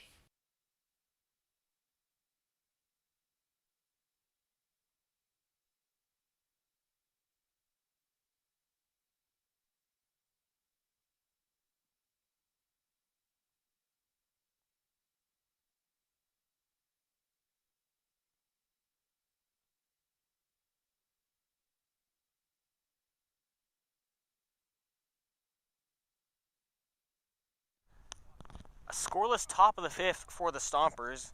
Hands the bat to Chase Dittmer to lead off the bottom. He hits this one hard and deep to right. Going back is Shannon. It lands in front of him on the warning track. It's a lead-off stand-up double from Chase Dittmer. That just his 9th hit, his first extra base hit of the CCL season. He's aboard to lead off the 5th. And only the second hit given up by Jaden Harper.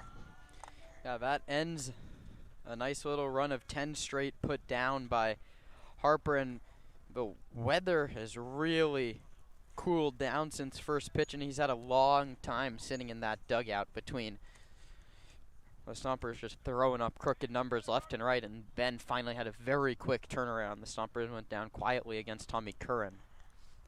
Yeah, staying warm both literally and figuratively, a key down the stretch in this ball game. First pitch in for a strike to Fabian Gomez.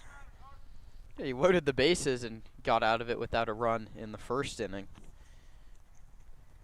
Going 5 would be crucial here for Sonoma. Now working from the stretch, takes a look, delivers home. It bounces in, but a nice block from Pulowski. That one keeps Dittmer at second.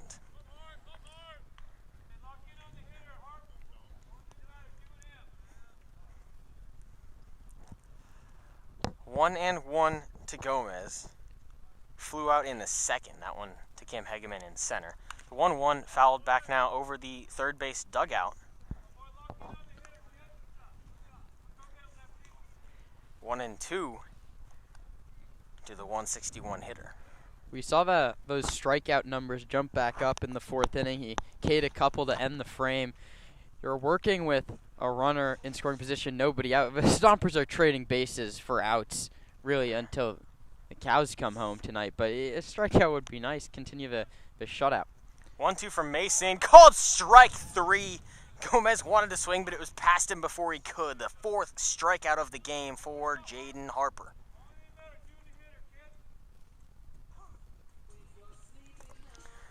Now, one gone for Ben Giovanetti. Grounded out to Colton Boardman in the second.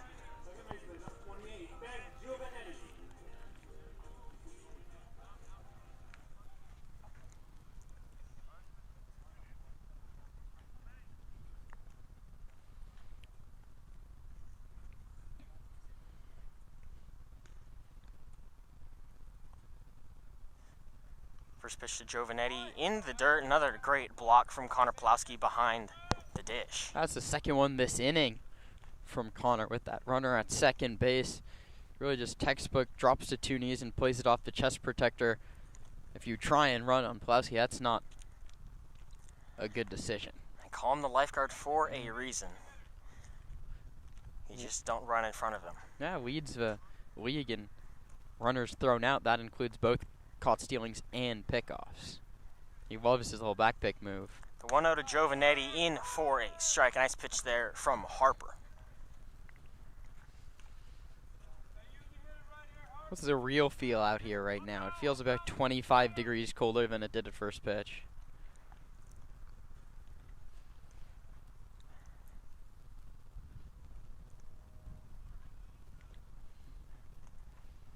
One, cut on and missed. Fastball blew it by him, 1-2. Stompers ahead of the Merchants, 11-0 through 4.5. One gone in the bottom of the 5th. Jaden Harper on the bump, facing Ben Giovanetti. Harper set, takes a look back at Dittmer at second, and the pitch to Giovanetti can't check the swing. He's gone on strikes. The 5th now in the game for Harper, and his 4th in the last 5 batters. He's improved second time through. That's something so difficult to do as a pitcher. And so it brings up the 9-hole hitter Caleb Latimer. Entered today's ball game just a 154 average. Stands in from the right. That's quite a nice shortstop for the Merchants, but no offensive contribution so far, looking to score Dittmer from second. First pitch he sees is a fastball on the outside corner for a strike. What did we talk about, Roman, at the start of this ballgame is putting away the bottom third of the lineup. Gomez, Giovanetti, and Latimer, none of them hitting over 175. He's put down those three. They're 0 for 5. Latimer will be the last one to get a second AB. Latimer calls time in the box. Behind in the count 0-1.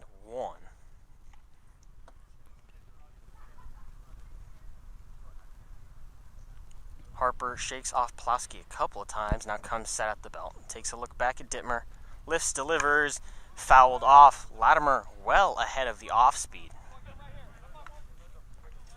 All that counts as is a strike. As hard hit of a baseball as it was.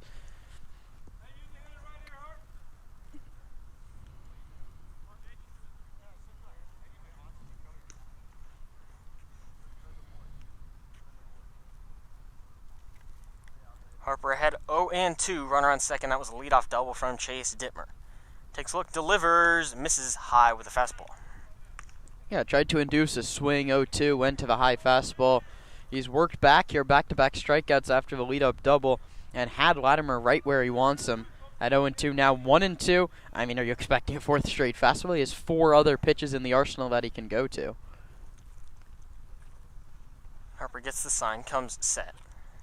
Dittmer leads off second. The 1-2, fouled back again. Nice battle here from the 9-hole in Caleb Latimer. Challenge fastball there. We just fired it in there. It ended up down the middle, but Latimer was late getting the bat off his shoulder. Count still 1-2. Harper working into the fifth, looking for 5 shutout innings. Gets the sign, comes set. Takes a look. The pitch to Latimer, cut on and miss, strike 3. A lead-off double is stranded by 3 consecutive strikeouts, the 4th, 5th, and 6th of the ball game for Jaden Harper. We'll head to the top of the 6th. Stompers lead 11-0. Local expertise worldwide. Sotheby's International Realty is well known for their exceptional real estate agents that distinguish themselves in communities all over the world. To learn more about real estate in Napa, Sonoma, San Francisco, and the rest of the Bay Area, or around the globe, contact Sotheby's International Realty Wine Country Brokerage at 707-935-2288. That's 707-935-2288. Sotheby's International Realty. The Sonoma Stompers are excited to have Jacob's Restaurant providing all of our concessions this season. At the ballpark, you'll find gyros, Chicago dogs, pizza, and salads. But in their restaurant, you'll find an outstanding menu featuring the best Mediterranean-style offerings in town. Seafood linguine, chicken piccata, ravioli, risotto, pizza, and so much more. Don't forget to try their desserts. Jacob's Restaurant is located on 1266 Broadway, right next to Traintown. Jacob's Restaurant and the Sonoma Stompers, proud partners.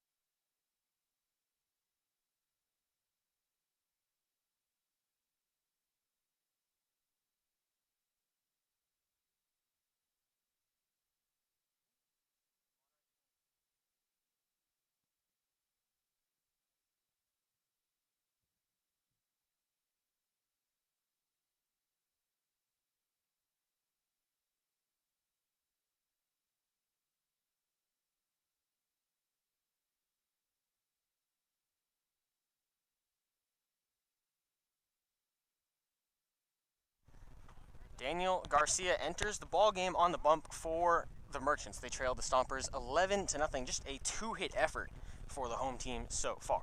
First pitch to Brady Shannon misses outside. This is Garcia's first summer appearance, likely a late addition for the Merchants. Looking to make a push down the stretch, but would fall to second in the north behind the Stompers if results hold here. Second pitch fouled back by Brady Shannon. Now 1-1 the count. Shannon, a towering 3-run home run in the fourth. That scored Max Handren and Paul Lazul. 1 for 3 on the day. Shannon's 5th home run that now leads the CCL. 1-1 misses outside and in the dirt. 2-1.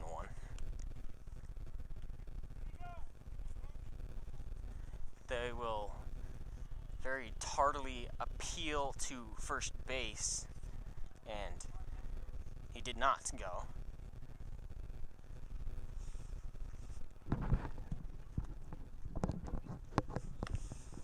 Two-one misses in, 3-1. Nice approach here from Brady Shannon. 15 walks on the year.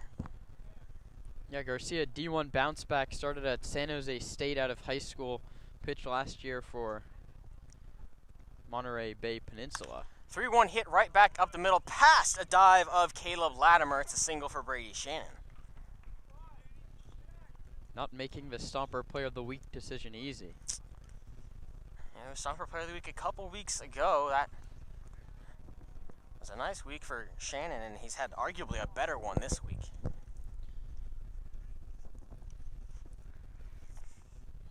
Brings up Gideon Hahn, who is 3 for 3 on the ball game. 3 stolen bases, a run scored, and 3 singles. Gideon Hahn has had quite the weekend.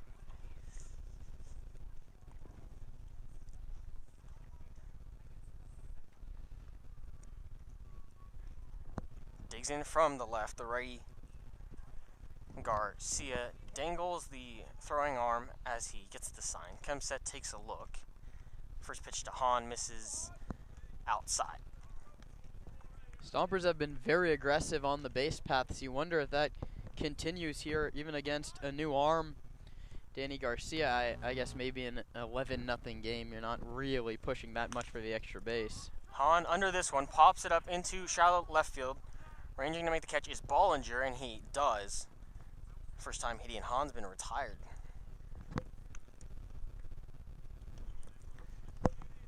Brady Shannon stands on first. He's singled. Connor Pulowski takes the batter's box. Added a single in the fourth inning, came around to score on a single from Trent Keys. That was Pulowski's 13th hit of the year, 13 walks, and 15 RBI. First pitch misses low.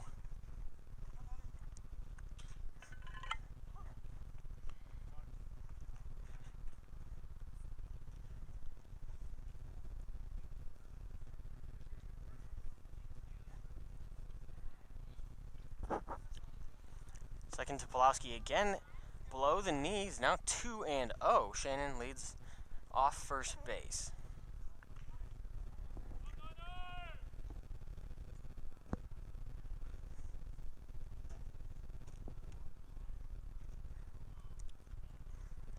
Pulowski hit high into shallow right field. Coming on to make the catch is Aiden Talkless, and he does.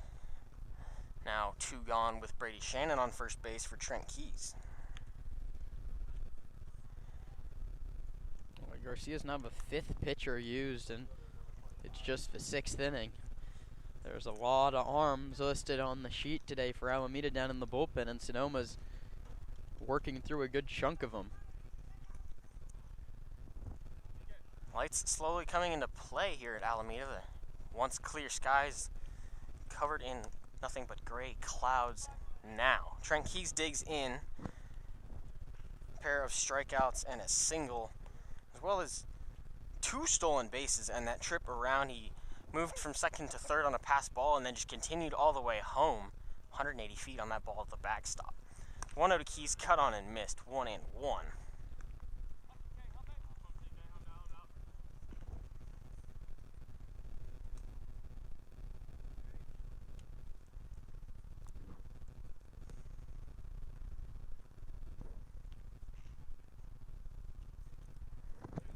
One to Keys, fouled back now. 1-2.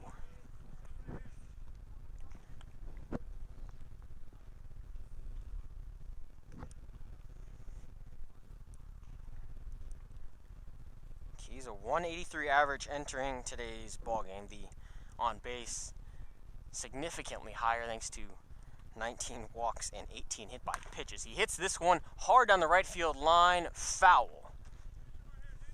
Head on an off-speed pitch from Garcia.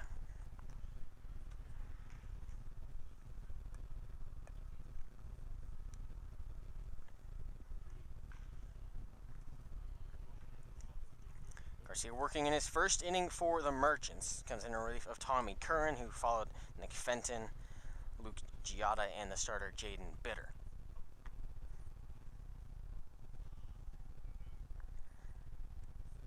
The 1-2 to Keys misses in the dirt. Shannon still at first base.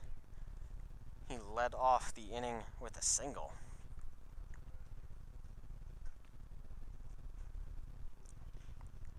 Count 2-2 to Trent Keys, 2 outs in the inning. Stompers lead it 11-0 in the top of the 6th. Pitch from Garcia misses off the inner third. Now a full count to Trent Keys.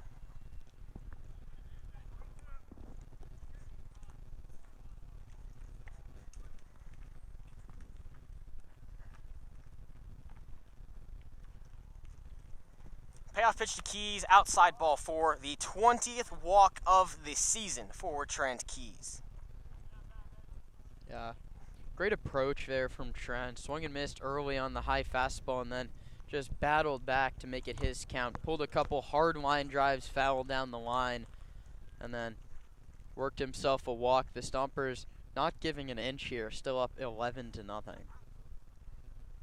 Cam Hegeman digs in from the right. He's 0 for 2 with a walk and a strikeout. First pitch in the dirt. Nice block from Mendoza behind the plate.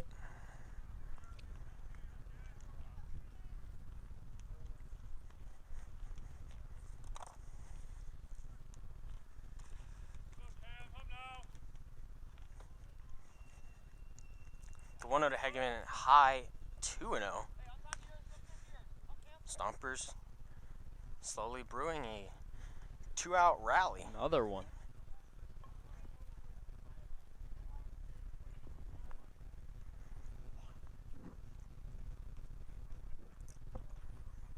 Garcia comes set at the belt. The 2-0 to Hegeman, cut foul into the glove of Mendoza.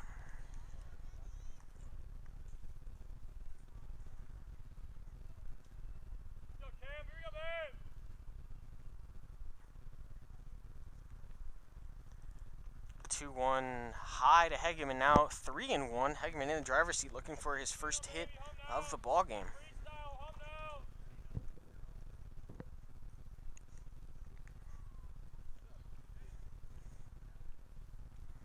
Three one from Garcia, in for a strike. Blew a fastball by Hegeman.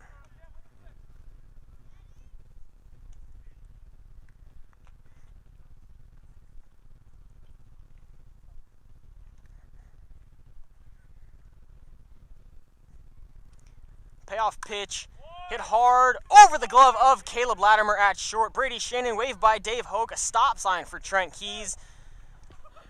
And Keys going to come around to score after the throw. Mailed third base. And Cam Hegeman cruises into second to score on the hit from the center fielder. Now every Stomper in the lineup with a hit on the board. It's 13-0.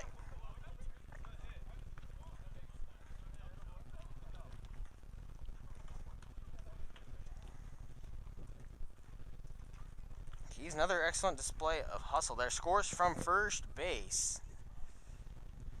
Hegeman cruises into second. Now runner in scoring position for the top of the order. That's Colton Boardman.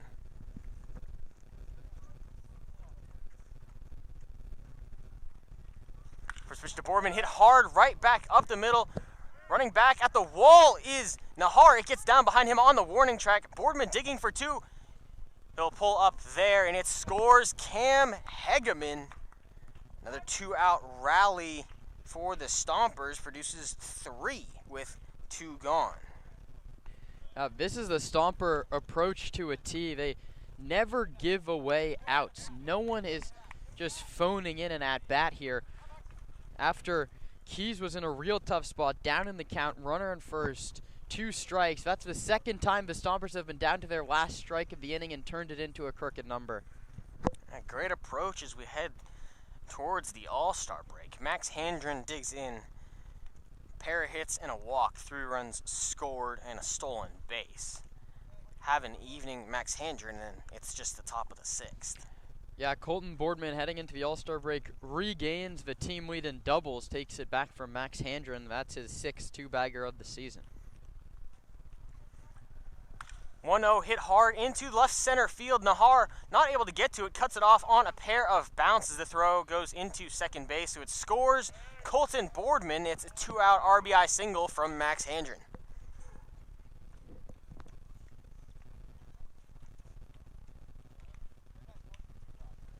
Handren's played 12 games with Sonoma. He has a hit in 11 of them, and now 1, 2, 3, 4, 5, 6, 7 multi-hit games.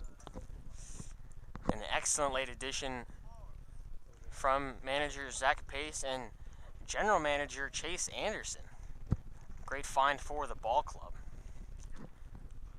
First pitch to McCann Libby, hit hard down the right field line. Fair ball down the line. McCann Libby cruises into second base. Max Handren to third. The 2-out rally continues. Now the 9th hitter due up in Paul Lazul. And have a day, McCann Libby. His final game with the Stompers, a pair of singles, run scored, stolen base, and now a double here in the 6th.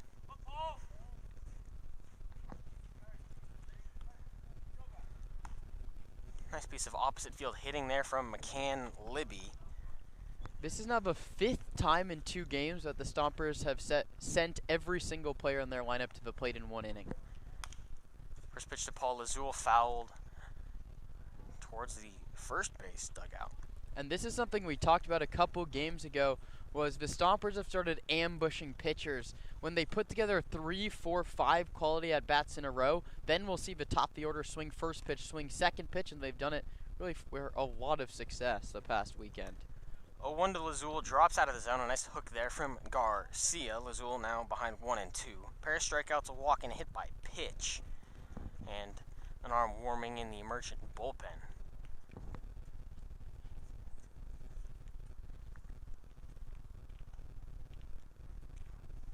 One-two to Lazul in the dirt from Garcia.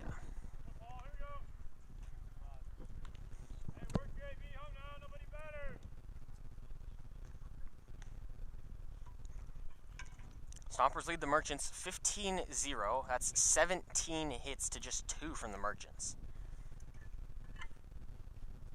Garcia steps off the back. Yeah, and to go back, Roman, I feel like we keep harping on it, but Trent Keys was behind in the count 1 and 2 with a runner at first and nobody on base. He drew a walk, and then since then, Hegeman singled, Boardman doubled, Handren singled, Libby doubled. That's 5 consecutive that have reached base with 2 outs. And great approach here from the Stompers. Lazul, 1-2 battle with Garcia. Fouled a couple off, looking for his 2nd hit of the ball game. The 1-2 misses outside. 2 and 2. So the Stompers had 8 offensive innings yesterday, and they are now working in their 6th today. So in the last 14 innings, Sonoma has 32 hits. I mean, I can go and look at it, but I would take the over on 45 innings to get them to 32 hits in the innings prior. That's a great weekend for the Stompers. Hot at the right time. They'll get a break this week with the CCL All-Star Week and then hope to pick up right where they left off for the final handful of games for the postseason. 3-2 pitch to Paul Lazul is a walk. Lazul works an excellent at-bat, gets on base with 2, and now the 10th hitter of the inning. That's Brady Shannon, who led it off with a single. Second walk issued by Garcia. Now bases loaded for Brady Shannon. And we've been conversing between innings about who the Stomper Player of the Week might be. A key at-bat here could sway the odds. If he hits a grand slam, he can have Player of the Week. How about that? I wasn't going to jinx it, but Gideon Hahn smiles from the on-deck circle hearing that. First pitch to Shannon in the dirt, a swing and a miss. 0-1.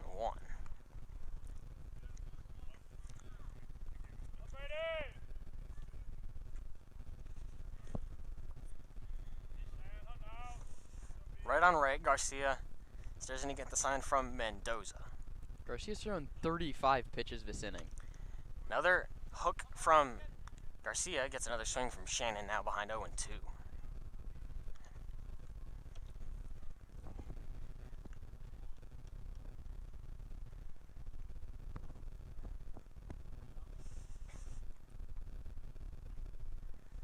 To Shannon. Hit hard at the shortstop, Latimer. He'll toss to second to get the final out of the inning. 10 Stompers come to the plate. They score 4, leave 3 on base. That's courtesy of 4 hits in the inning. We'll head to the bottom of the 6th. The Stompers lead the Merchants 15-0 here at the College of Alameda.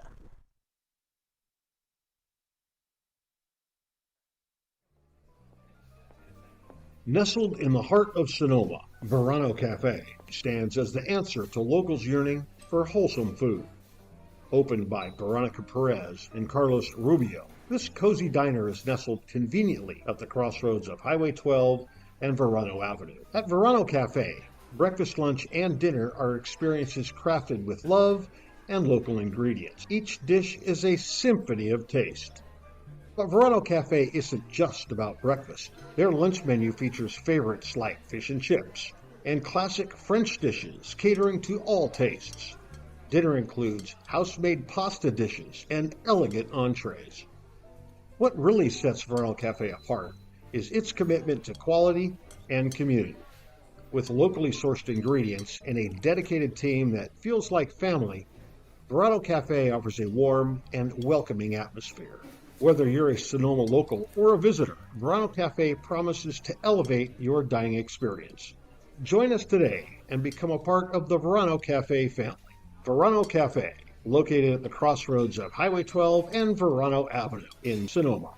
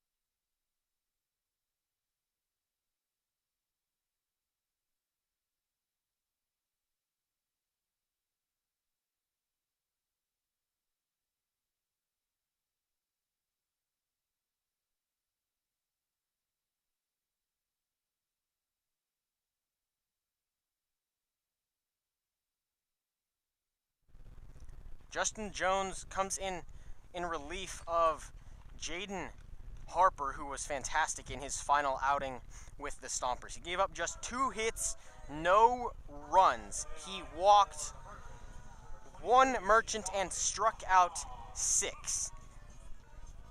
The 5 innings pitched, more than enough to get the Stompers an early lead. They lead the Merchants by 15 here in the 7th meeting between these two. First pitch from Justin Jones is fouled back.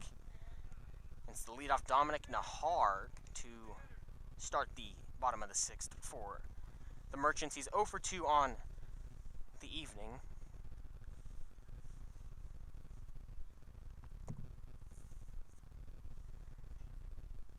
Jones, the righty reliever for the Stompers, gets A foul ball here just over our heads down the first base line.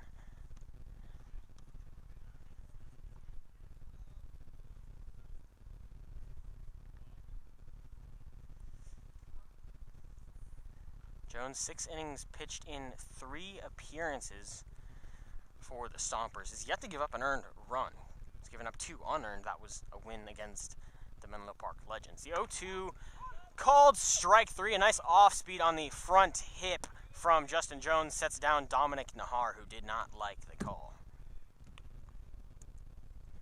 First strikeout for Justin Jones, 7th for Stomper pitching.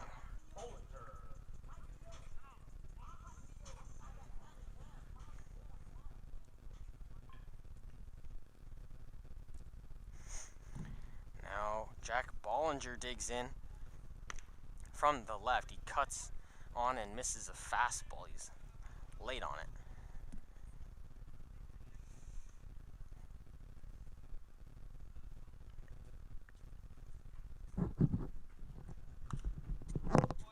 Fouls off the second pitch he sees, now 0-2 to Bollinger.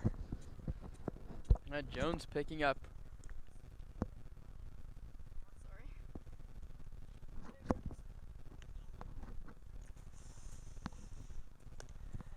And Bollinger goes down on strikes. Quickly 2 up, 2 down via the K for Justin Jones. And Jackson Nystrom, the DH, to the plate. Nystrom on the year, a .339 average entering today's ball game. He's walked and flown out. That walk, one of just 3 base runners allowed by Jaden Harper. First pitch from Justin Jones hits him on the hand, and that's not a good pitch to be hit by a hard fastball from Jones. Yeah, and definitely hit on the extremities. That really just got him on the finger of a hand there gripping the bat, and that one really stings in a night that has plummeted in temperature here in the middle innings. That's a cool one on the campus of the College of Alameda. To close the line on Jaden Harper once again, he went 5 innings, gave up just 2 hits, 1 walk, 6 strikeouts, and 1 hit batter. That was Aiden Tauchless in the first. First pitch in for a strike to Aiden Tauchless, who now digs in against Harper. He was hit by a pitch, and he struck out against Harper. 0-1 to Tauchless. Hit hard and far, but foul down the left field line. Tauchless, a 174 average entering today's game. Added his 7th strikeout in the 4th.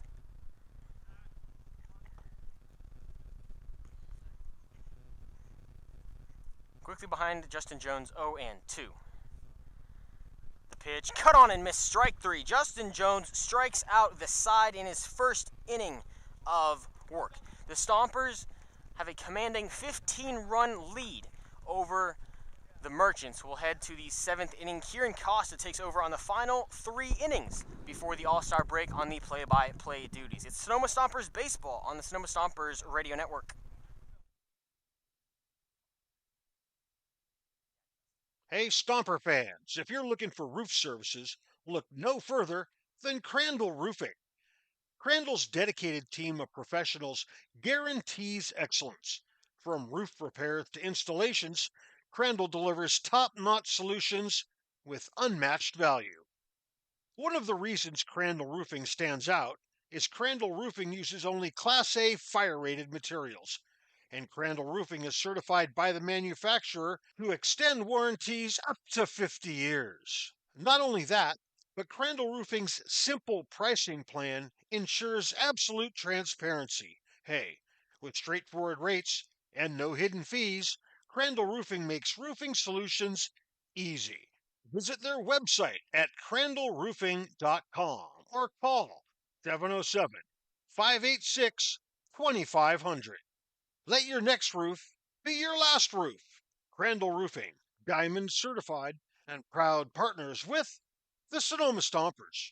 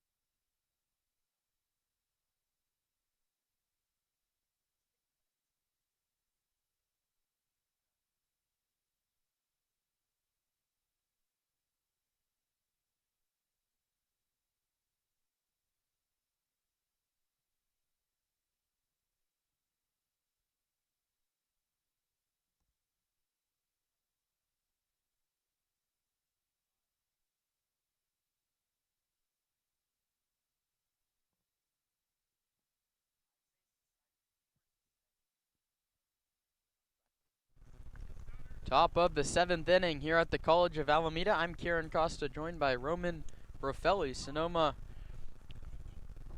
2 touchdowns and a 2-point conversion. It's 15-0 in the top of inning number 7. Ethan Stout is now the 6th pitcher to work for TC Fairfield.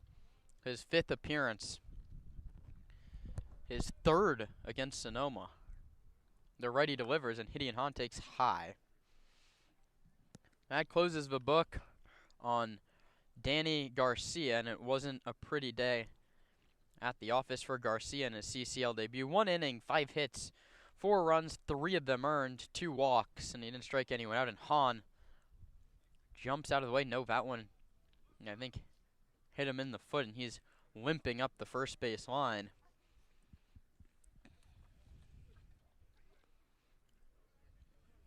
Second Stomper to be hit today, and the total on the season climbs to 97. And most of that damage, or all of those runs against Garcia, came with 2 outs. A great job of 2-out hitting from the Stomps.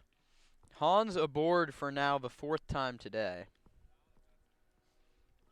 And that means Connor Pulowski will dig in. 1 for 4 for the Stomper backstop, who takes way high, 1-0.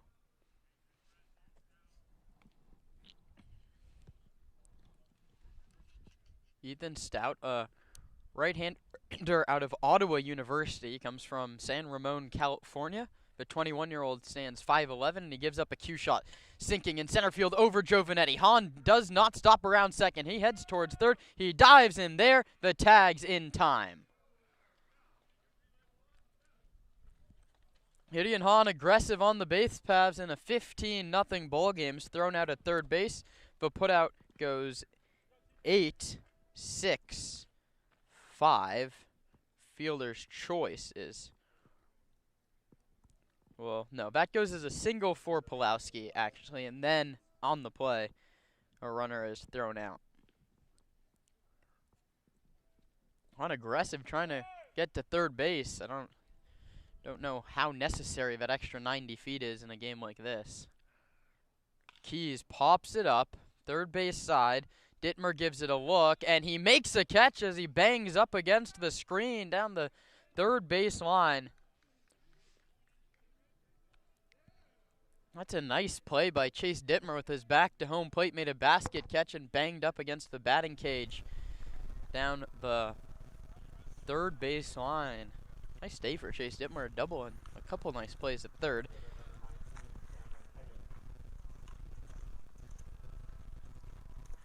So an inning that started so promising with a hit by pitch and a single. Hahn's thrown out trying to grab an extra base, and Keys pops out on a pitch. And now Cam Hegman looks to keep the inning alive. He swings first pitch. He bounces it to the right side. Ben Giovanetti goes into a dive. He can't get it. It's into right.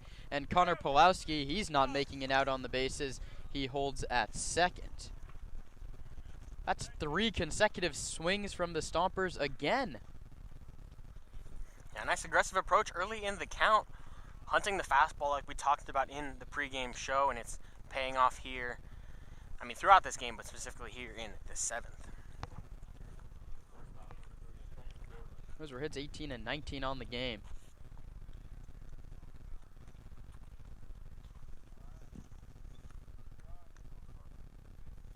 He's back to the top, and Colton Boardman, a walk, a single, a double. He has popped out and bounced out 2 for 4, 3 different times he's reached base, and he's scored on all of them.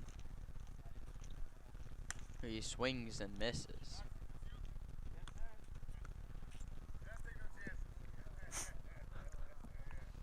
Hageman off first, Pulowski off second. 2 outs in the 7th. Sonoma coasting up by 15 runs, and that one misses low, and the count's 1-1.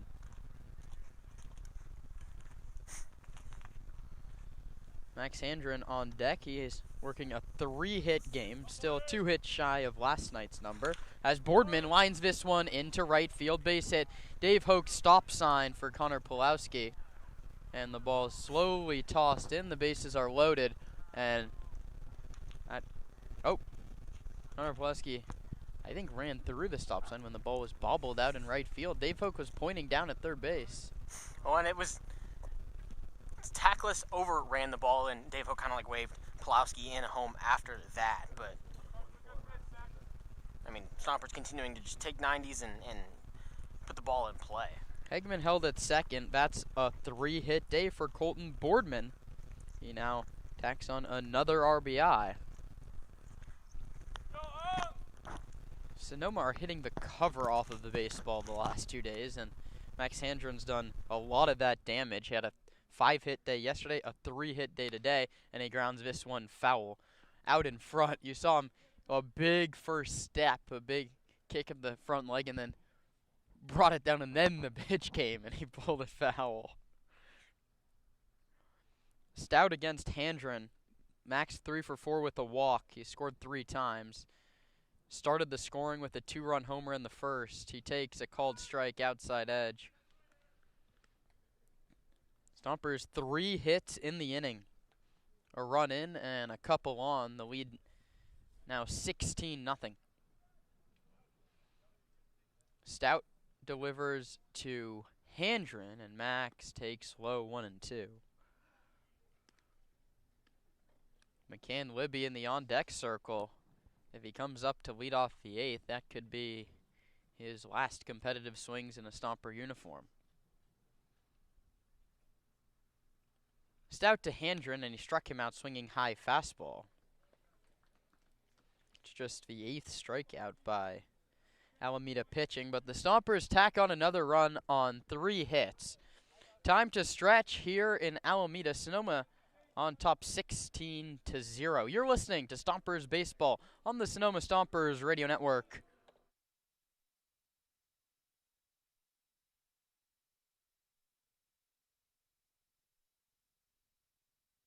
Flybird Margarita is our new and delicious cocktail that's ready to go, no bartender needed.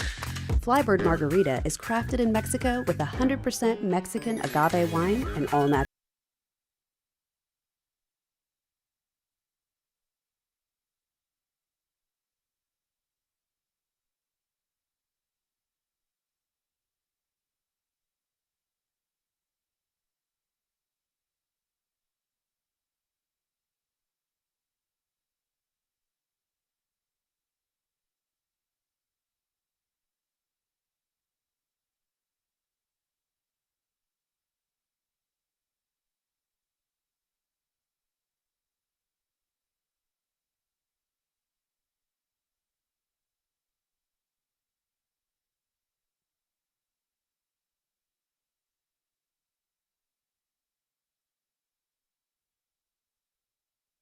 Bottom of the 7th inning here at the College of Alameda.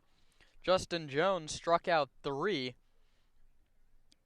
in the 6th, and he starts Mateo Mendoza with a ball high 1-0. Mendoza, Dittmer, Gomez against Jones.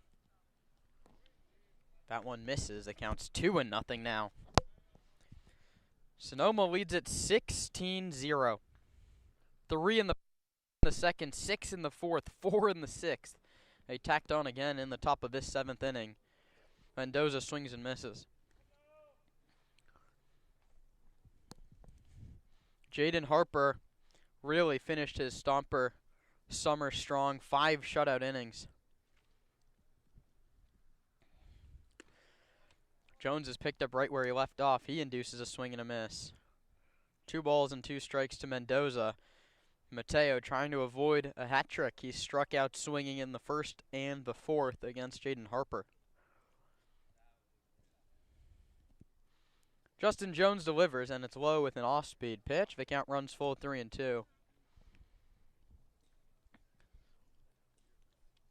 Stompers are going scorching into the All-Star break. 3-2 pitch. Popped up very shallow center. McCann Libby and Colton Boardman come together. It's the second baseman Libby who makes the catch. Mendoza retired for the 3rd time today, and it brings up Chase Dittmer. And nice play there from Libby. What can be a tough ball to read at times. Good communication in the middle infield makes the play behind second base.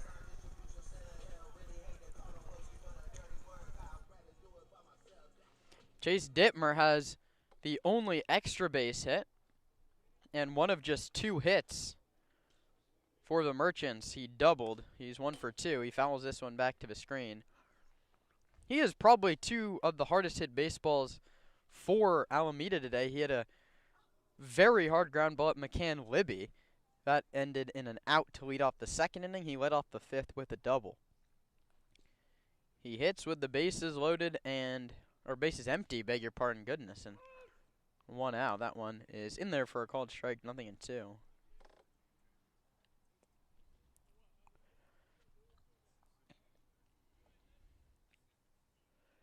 Here comes the 0-2 offer from Justin Jones to Chase Dittmer, way high. Diving out of the way was Dittmer. That was a fastball heralded towards his head. Nice reflexes by Dittmer to get out of the way of the baseball.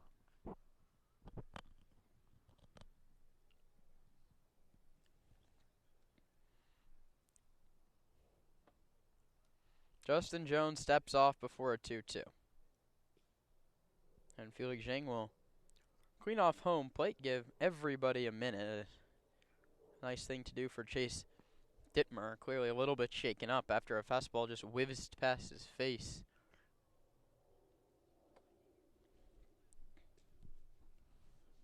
I mean, I think there was no intention. He wasn't trying to back him off the plate, but that's baseball. 1-2.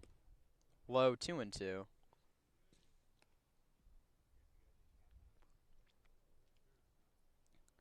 A victory here would mean Sonoma takes the last 3 in the season series, and they would have the tiebreaker over Alameda, and they're 1 out closer. Dittmer gone swinging, the 10th strikeout for Sonoma pitching, the 4th for Justin Jones, and it means it's Fabian Gomez, the last man between the end of the 7th. And a great count there from Justin Jones. He's come into this ball game and done nothing but throw strikes. He hit Jackson Nystrom on the elbow, but a competitive pitch there. It was just off the inside edge. Exactly what Zach Pace needed from the bullpen. Lefty Gomez against the righty Jones. Justin kicks and deals a called strike 1 at the knees. Gomez 0 for 2 on the day. A line out and a strikeout for the first baseman on his way to UCSB. UCSB, perennial baseball powerhouse, not the year that the Gauchos wanted in the win-loss column, but the first overall pick in tonight's MLB draft, Tyler Bremer, or number 2 pick, I think. Tyler Bremer was, out of UCSB, a very nice right-handed pitcher.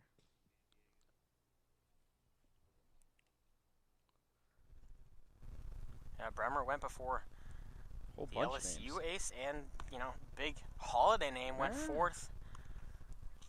Those 2 guys were, really the 1-2 consensus. It was more who was going to go 1st or 2nd between those 2, and then they both fall to 3 and 4. The pitch is foul back to the screen.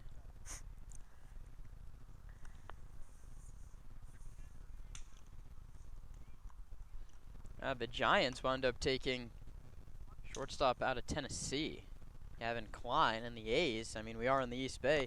Jamie Arnold, Florida State kid. Here in Alameda, that's a called strike 3, and the inning is over. Justin Jones, easy breezy through the 6th and the 7th. The 8th inning next. Sonoma leads at 16-0 on the Sonoma Stompers radio network. And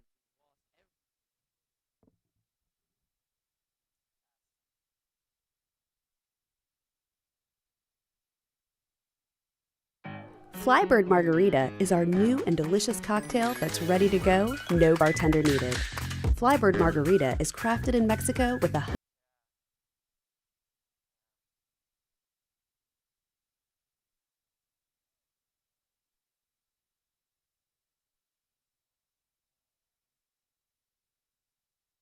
The Sonoma Stompers are grateful to have Bank of Marin as a returning sponsor. Bank of Marin's philosophy is banking built on trust and relationships. Bank of Marin's creative and customized solutions safely and confidently support your growth and success now and into the future. Whether you're a sole proprietor forging ahead with your first company or the CEO of a well-established corporation, Bank of Marin's local Taylor's bankers the will new work arm out of side the by Alameda side with bullpen. He you comes to on help you reach your financial in goals. relief Bank of Marin, of Ethan the Stout, official who gave up financial a institution run of in the seventh. the Sonoma Stompers. When McCann Libby takes low, all signs point to this being the last at-bat of the summer season for McCann Libby. Has just been such a big part of the Stomper organization and the Stompers' first 35 some odd games. He takes high. Already a 3-hit day for McCann. You know, the way the Stompers' bats have been going, he'll probably hit again this inning. 2-0 from the new arm. That's Chase Taylor, and Libby bounces it foul. Got on top of a high fastball and bounced it past Dave Hoke. Yeah, Chase Taylor from Chula Vista, California, West Hills College, a 6'1", 200-pound righty. It's his 5th appearance. One of those was a start, but a highly elevated ERA through just 4 1/3. 5 strikeouts, 4 walks, 11 hits. That one kicks past the catcher Mendoza, and Libby 1 ball away from being on base for the 4th time tonight.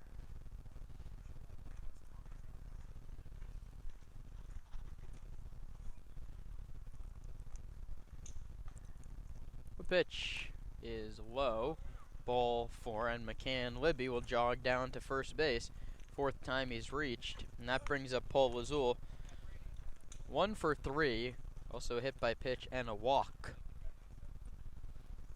Lazul extended that nice little stretch. He's has a knock in 5 of his last 6.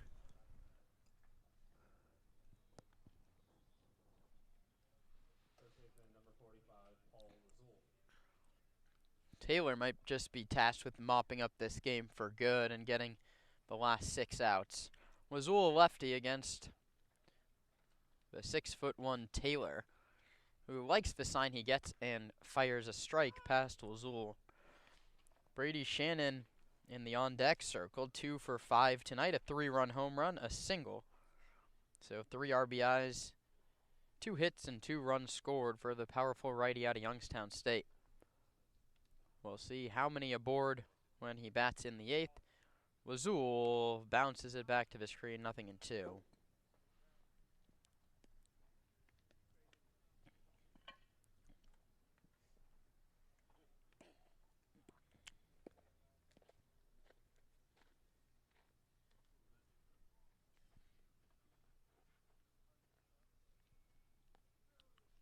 (0-2) on the way to the left-handed hitting first baseman. Lazul takes a called strike 3.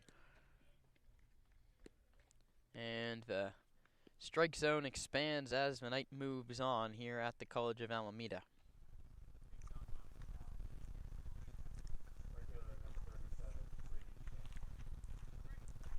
(16-0) ball game in the 8th.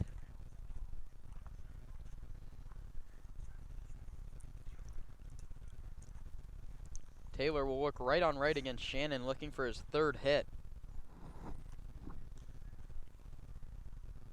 Brady takes low, and it kicks off the catcher Mendoza. I don't know if Libby's running even if it gets to the screen. Likely a station-to-station approach here from the Stompers. Don't need to add insult to injury here up as much as they are.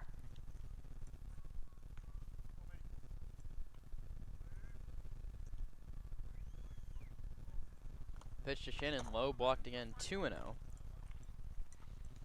Gideon Hahn in the on-deck circle has 3 singles. He's out hitting the Merchants all by himself. Just a 2 in the hit column for the home squad. The Stompers have 1, 2, 3, 4 hitters that have more than that themselves. Shannon takes low. Every pitch has missed below the zone. We have a muscular right-handed hitter.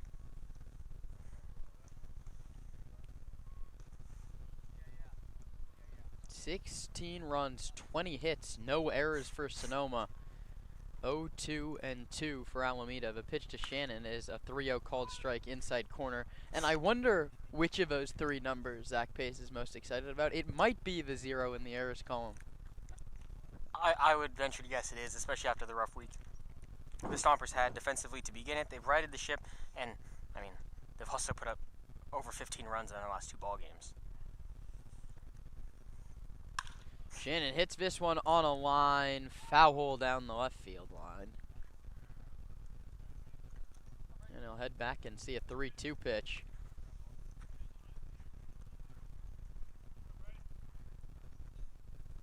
Bitter gave the start just 1.2 innings to Giada, to Fenton, to Curran, to Garcia, to Stout, and now to Taylor. Thanks for sticking with us here on a late Sunday night in the East Bay. Kieran Costa, Roman Raffelli taking you into the All-Star break here in Alameda. Shannon grounds this one through the left side. It's a 3-hit day for Brady Shannon.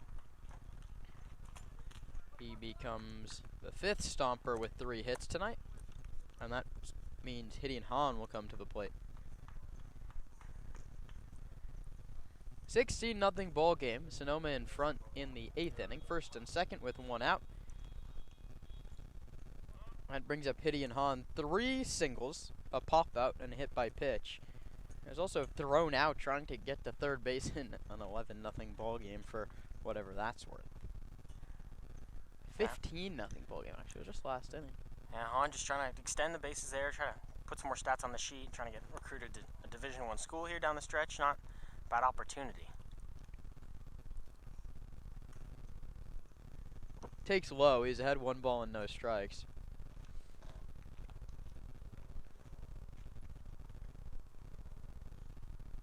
Pulowski on deck.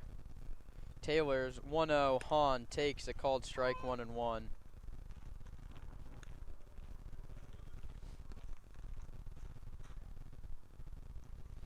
You would say this is when you send in your backup. Zach Pace has just 2 position players on the bench tonight.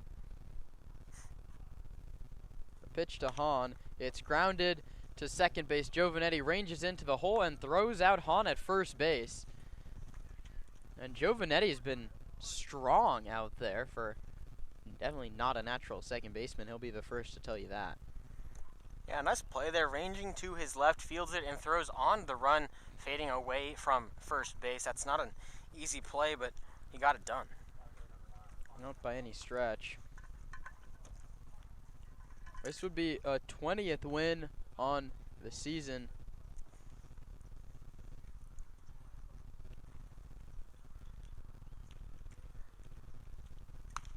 That one's a line foul back to the screen. Some defensive changes. Jack Bollinger is taken over at second base. He's not a natural second baseman either. And that means there's a new left fielder in the ball game.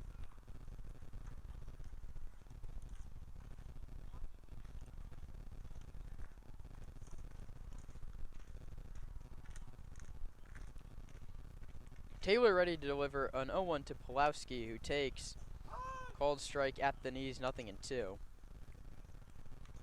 Not even a look back to the umpire, not arguing balls and strikes in a 16-0 affair. Second and third, 2 outs. Taylor to Pulowski. Connor takes low, 1-2.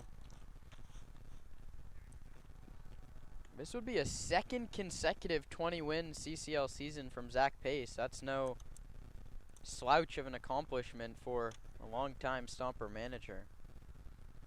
Had the first 30-win campaign league and out-of-league combination for Sonoma last year, as Pulowski will add one with an RBI single.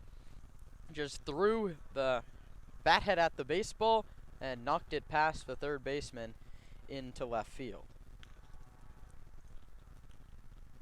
Pulowski now his 3rd hit of the day. This is how you boost the batting average, is scoring 17 runs back-to-back days. RBI for Connor. Brady Shannon held at 3rd. And that brings up Trent Keys. Just 1 hit on the game. He takes low, 1-0.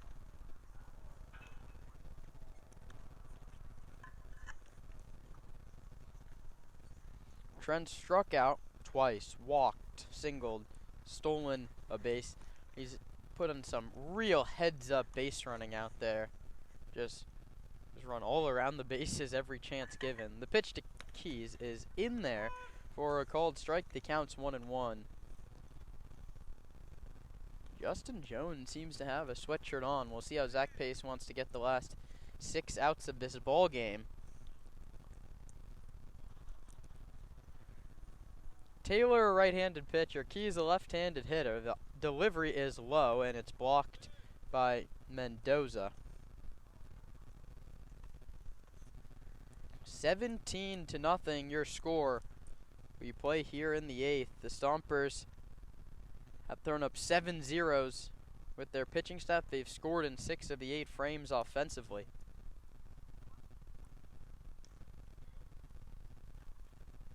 Pulaski at first, Shannon at third. Delivery.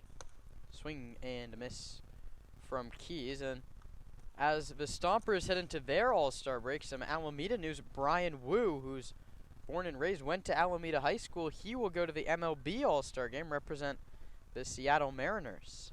So, East Bay Stars doing it at every single level.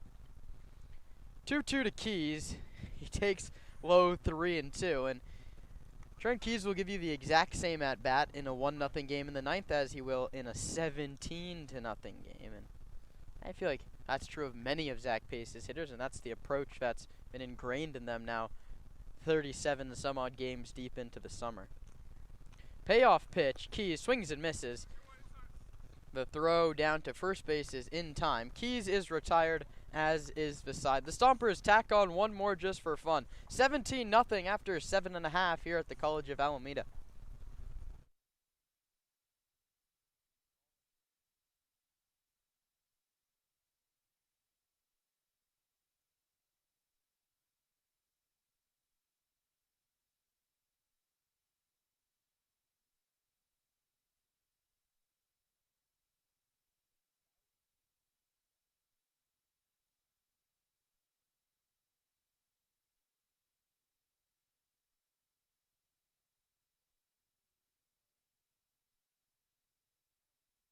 At Ricci Vineyards, we feel that wine and baseball are the perfect pairing, and we are proud supporters of our Sonoma Stompers. Our family-run vineyard has been farming and growing grapes and carneros for over 40 years. We encourage you to witness our wine journey and check out our selection of boutique offerings at RicciVineyards.com.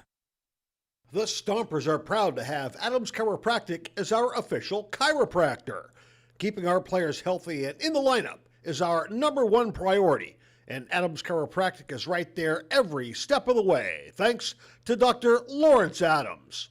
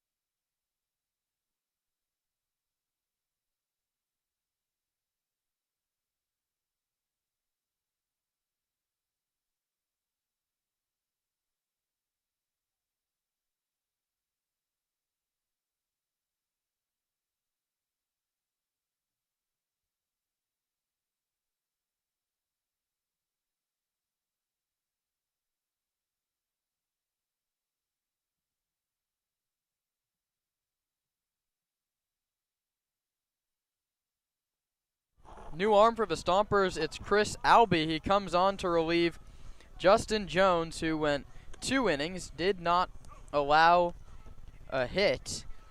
He struck out 5 and 1 hit by pitch. 11 strikeouts by Sonoma pitching. They give way to Chris Albee, the sidearm right-handed pitcher. 5'10", 185 pounds from Centennial, Colorado, beg your pardon. I know it's 17-0, but I can't be mispronouncing your home state nonetheless. William Jessup University barely got into a ball game last year. Has been very good for Sonoma. He's made 7 appearances. He's given up just 2 earned runs. He's 0-1. He took the loss here at the College of Alameda. He gave up a home run to Jackson Nystrom. He'll face Hayden Young-Goldberg off the bench to hit for Ben Giovanetti, and Young-Goldberg takes outside. Hayden Young-Goldberg spent last season playing for the Menlo Park Legends. He's now on his second CCL team in as many seasons. Lefty out of Santa Clara University, the Palo Alto product, swings and misses. 1-1. Albee could be put into some leverage innings down the stretch with the Stompers losing so many arms here in the back half of the season.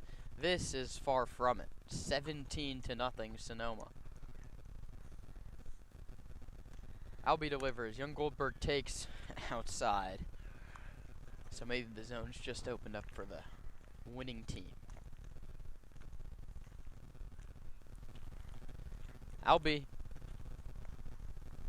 to Young-Goldberg. I think we'll see a new arm for Alameda. They're just giving everybody an inning. Young-Goldberg takes a called strike outside corner, 2-2.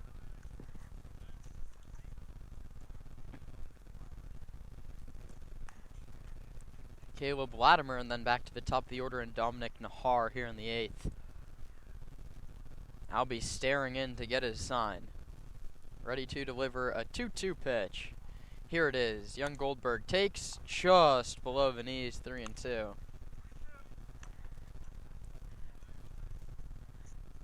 Goldberg came on defensively to play left field. Jack Bollinger moved to second base. Giovanetti out of the ballgame. 3-2 pitch. Young-Goldberg walks.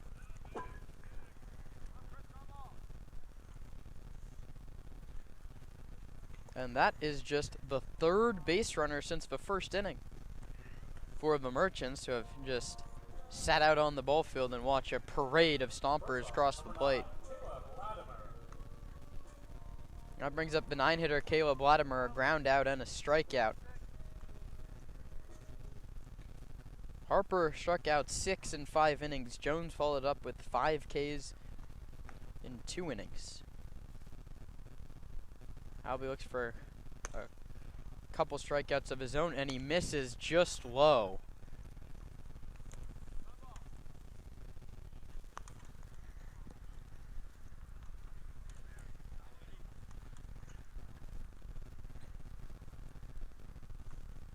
The pitch to Latimer caught on a miss, 1-1.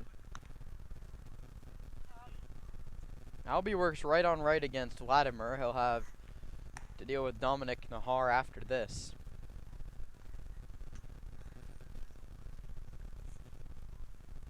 Lazul holds the runner. Albee delivers. This ball's hit a ton out to left field. Trent Keys is going to track back, look up, and watch it go. The Merchants get on the board here in the last of the 8th. The cowbell rings, and they trail by 15. Now that ball was crushed by Caleb Latimer. He found a pitch, got the barrel on it, and crushed it out to left field. Those Merchants fans still in attendance give Latimer a nice hand on his first home run of the season. Now, 5 of his 9 hits this year have gone for extra bases. Incoming sophomore at Oklahoma Baptist. That's a couple runs home here in the 8th, and it's Dominic Nahar back to the top of the order. And essentially just leading off the inning here. 2 guys on, they both score, no outs. Back at the top of the order, Dominic Nahar, chance to do what he does best. Oh my goodness. Caleb Latimer's been ruled out. He missed home plate on the home run.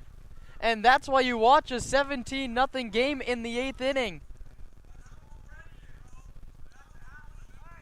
And someone's about to get ejected. TC Fairfield's out to talk to the home plate umpire.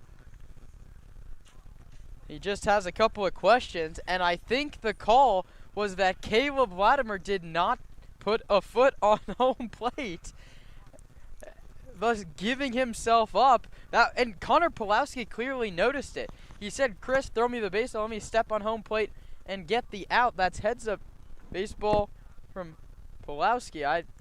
I don't know what the call is.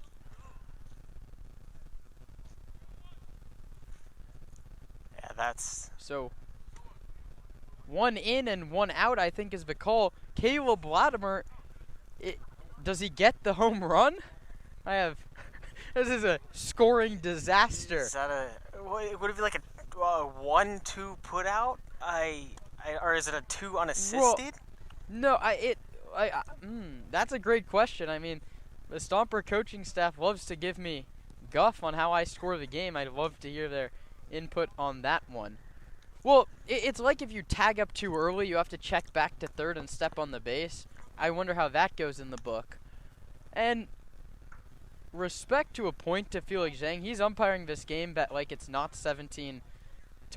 I think the score is 17-1. The scoreboard reads 17-2, but I think Caleb Latimer is ruled out. That one is low, and the count's 2-1. And I have absolutely no idea what just happened. Caleb Latimer crushed a baseball over the left field fence, and then after he'd gone to the dugout, celebrated, Connor Pulowski came out and said, "Chris Albee tossed me the baseball." Pulowski stepped on home plate, and Felix Zhang said out. So I think 1 run scores. That's the runner, Hayden Young Goldberg. Is it just 1 RBI? Is it a home run? I'm not exactly sure. We'll have a whole bunch of... This is why you come back for the top of the 9th. If you ever need a teaser, it's if you love scoring baseball games, you'll learn what just happened.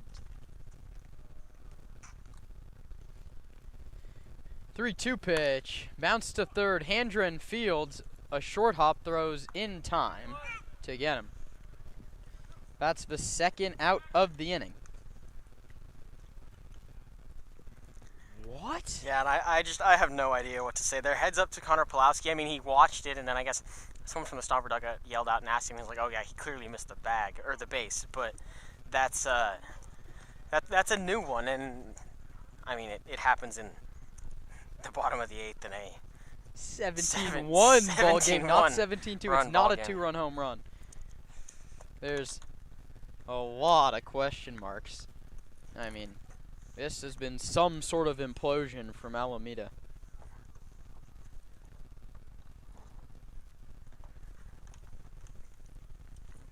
Albee working right on left now against Bollinger. He chops this one to second. Lazul ranges over, throws to Albee, slides, and touches the base before Bollinger.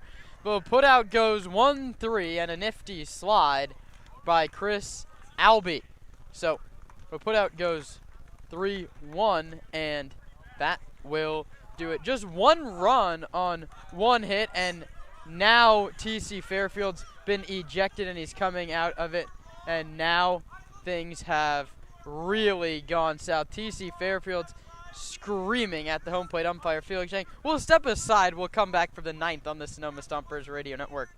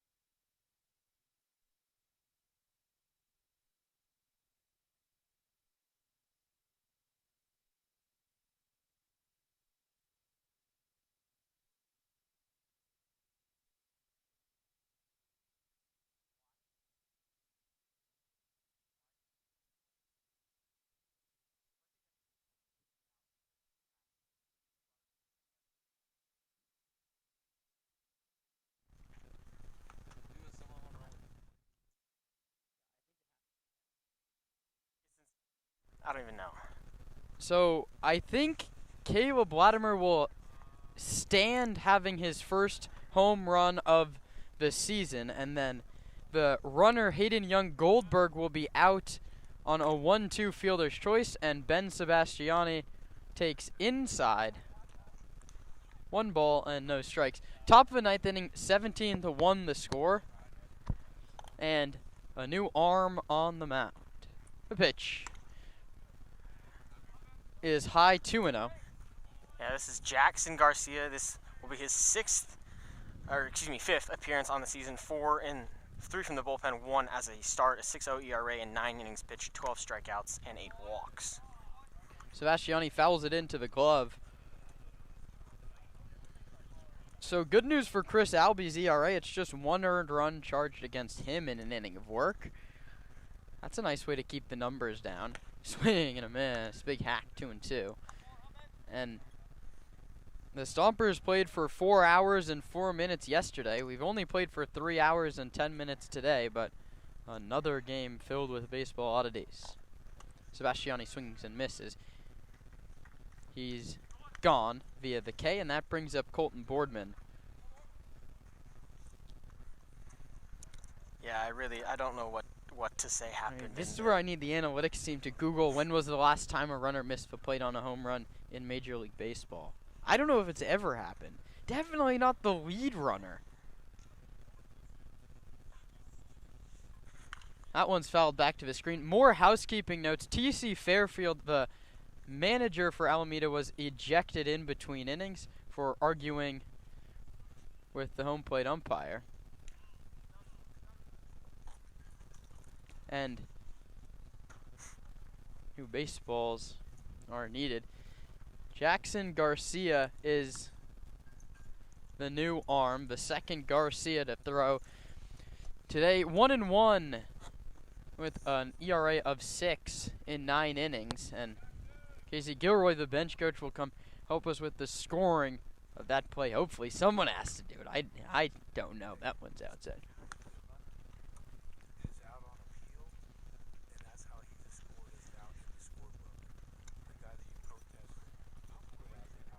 1 ball, 1 strike, 1 out. Jackson Garcia, a righty, to Colton Boardman, a lefty, and Colton fouls it into the glove. Boardman has a 3-hit game. Handren on deck has a 3-hit game, so no 5-hit game for Max. He'd have to be happy with 4 if he can get on after Boardman. 1-2 pitch to Colton. Garcia delivers. That's grounded to first. Nice pick at first by Gomez, and there's 2 away for Max Handren.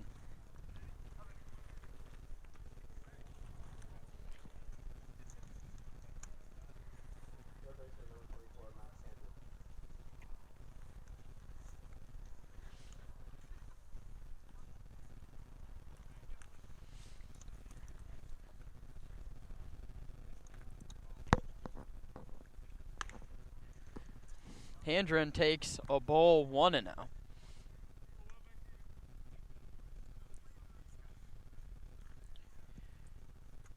So Sebastiani came off the bench. He struck out. Boardman bounced out 3 unassisted, and Handren takes high 2-0.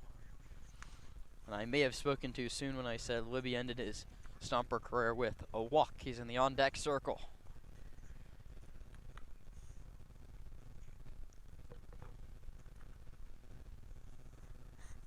Two-0 pitch. Outside, 3-0. I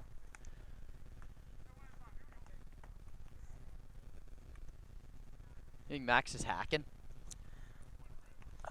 Maybe a 70% swing here. I think we need to tread lightly as this game is.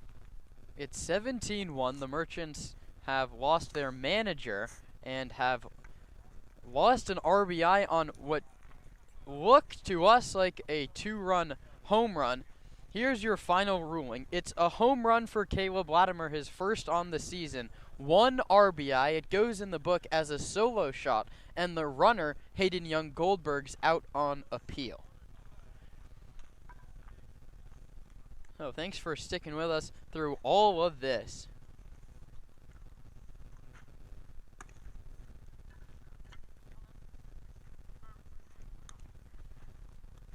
And Luca Sebastiani, the amazing head of our analytics team. First of all, thanks for watching along here in a 17-1 ball game. Luca tells us remotely that on June 8th, 2021, Brian Hayes missed first base on a home run trot. That's a good nugget, but that's not what happened here. I think Hayden Young Goldberg, in like a leaping celebration, jumped over home plate. And as the lead runner, not as the runner hitting the home run. But nonetheless, the best analytics team in the CCL continue to produce amazing work, and Libby takes inside 3-0. I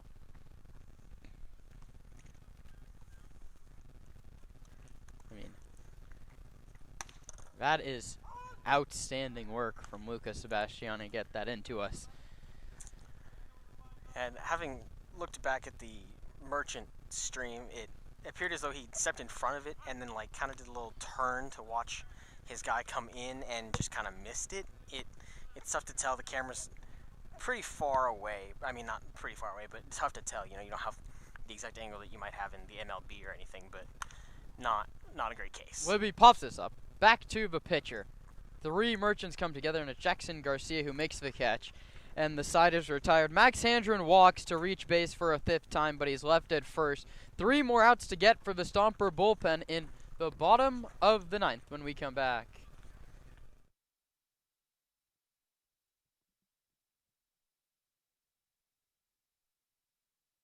At Ricci Vineyards, we feel that wine and baseball are the perfect pairing, and we are proud supporters of our Sonoma Stompers. Our family-run vineyard has been farming and growing grapes and carneros for over 40 years. We encourage you to witness our wine journey and check out our selection of boutique offerings at RicciVineyards.com. The Stompers are proud to have Adams Chiropractic as our official chiropractor. Keeping our players healthy and in the lineup is our #1 priority. And Adams Chiropractic is right there every step of the way, thanks to Dr. Lawrence Adams.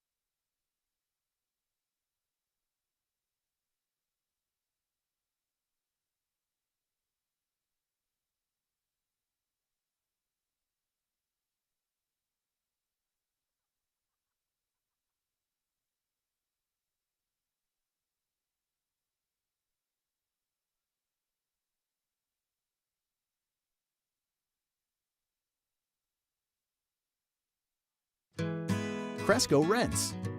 What you need, when you need it. And we show you how to use it. It's simple. You choose it, you use it. We have the right tool for every job. Never buy it, never store it. When you need it, just rent it. I'm Chris Smith, president of Cresco.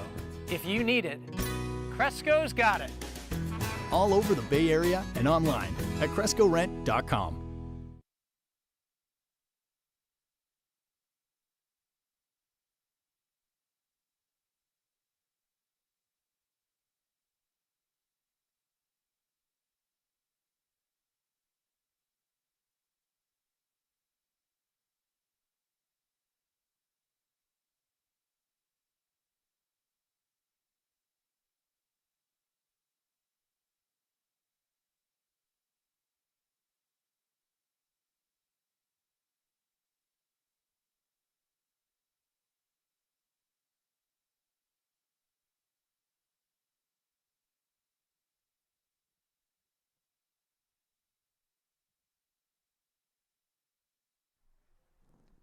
Braden Gens, the new pitcher. The Stomper closer tasked with the furthest thing from a save. Sonoma leads 17-1 here in the 9th. Gens, a portal arm pitched last year at Pepperdine, 6'4", 215-pounder. The righty delivers. A half-hearted attempt at a swing, and the count's 1 ball and 1 strike.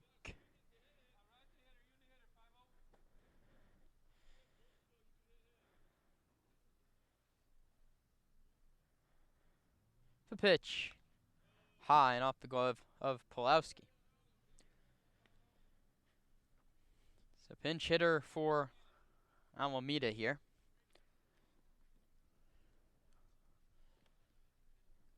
Armando Murillo, who is a pitcher only. This is his first at-bat on the CCL summer. Against delivers. Called strike 2-2.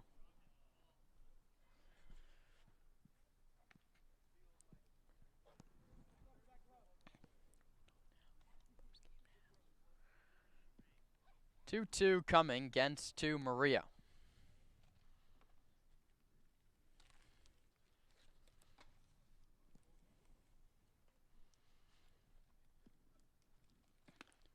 In there, called strike 3. Murillo gone a-looking.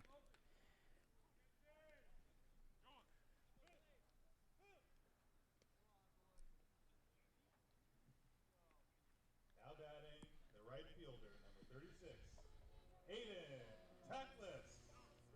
That brings up Aiden Tackless.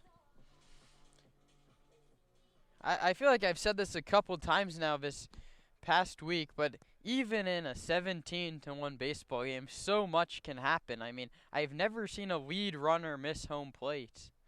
That one's popped up a mile high in the air. 3 different Stompers come together, and Colton Boardman makes the call and the catch. 1 out away from locking this one down.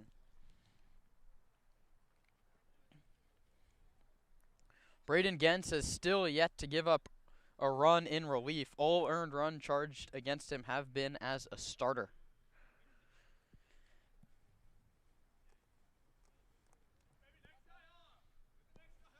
Now batting, pitch hitting, number 14, Jerry Mitz. That brings up Jerry Mitz.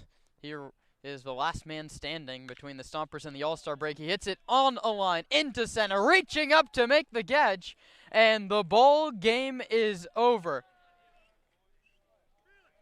The Stompers dismantle the Merchants 17-1. They head into the All-Star break on the backs of a couple 17-run outputs by their offense. 34 runs in the past 17 innings for Sonoma. The Stompers with a handshake line out on the pitcher's mound. Sonoma 17 runs on 22 hits, and I guarantee you the number the coaching staff likes the most is a 0 in the error column. On the other end, 1 run, 3 hits, and 2 errors for the Merchants. A whole bunch of housekeeping here on this ballgame. The Stompers take first place. They'll head into the All-Star break with a 1-game lead over Alameda, a 1.5-game lead over Walnut Creek, and Slow. The Stompers, a first-place ball club as they head down to the CCL Showcase. Today's ball game had Jaden Harper as the winning pitcher, and if you can remember back to Jaden Bitter, who started the ball game as the losing pitcher. It's the last game for McCann Libby, and it's the last game before, as I mentioned, the CCL Showcase. The Stompers improved to 20-13. The Merchants fall to 15-10. But this season series really meant a lot because when we get past the win percentage and the wins and losses, the head-to-head between these two teams is what will decide who comes through if they end up in a tie in a CCL playoff situation. But that's not to worry about for now. What we worry about now is giving you the final totals and letting you enjoy the rest of your Sunday night. Sonoma 17-22-0 beats 1-3-2. Jaden Harper finishes his Sonoma Stomper career in style with 5 shutout innings, and he earns the victory. Harper improves to 3-0 on the season. On the other end, Jaden Bitter falls to 1-1. Stay trained to the Stompers' social media to find out who is heading to the CCL Showcase game down in Compton later this week. And of course, thank you all so much for sticking with us here late on a Sunday night in the East Bay. The Stompers have Monday, Tuesday, Wednesday, and Thursday off. Friday, they are at Walnut Creek for a crucial back 7 games here in the CCL slate. For now, finally, signing off in Alameda, I'm Kieran Costa. I'll see you on Friday. Enjoy a week off from Stompers Baseball. For everyone that's helped us out on today's broadcast, Chase Anderson, our general manager, running the stats, Lucas Sebastiani, our analytics team working remotely tonight, and of course, my broadcast partner, Roman Raffelli. And we'll see you in a week. The Stompers head into the break, the first place team in the CCL North.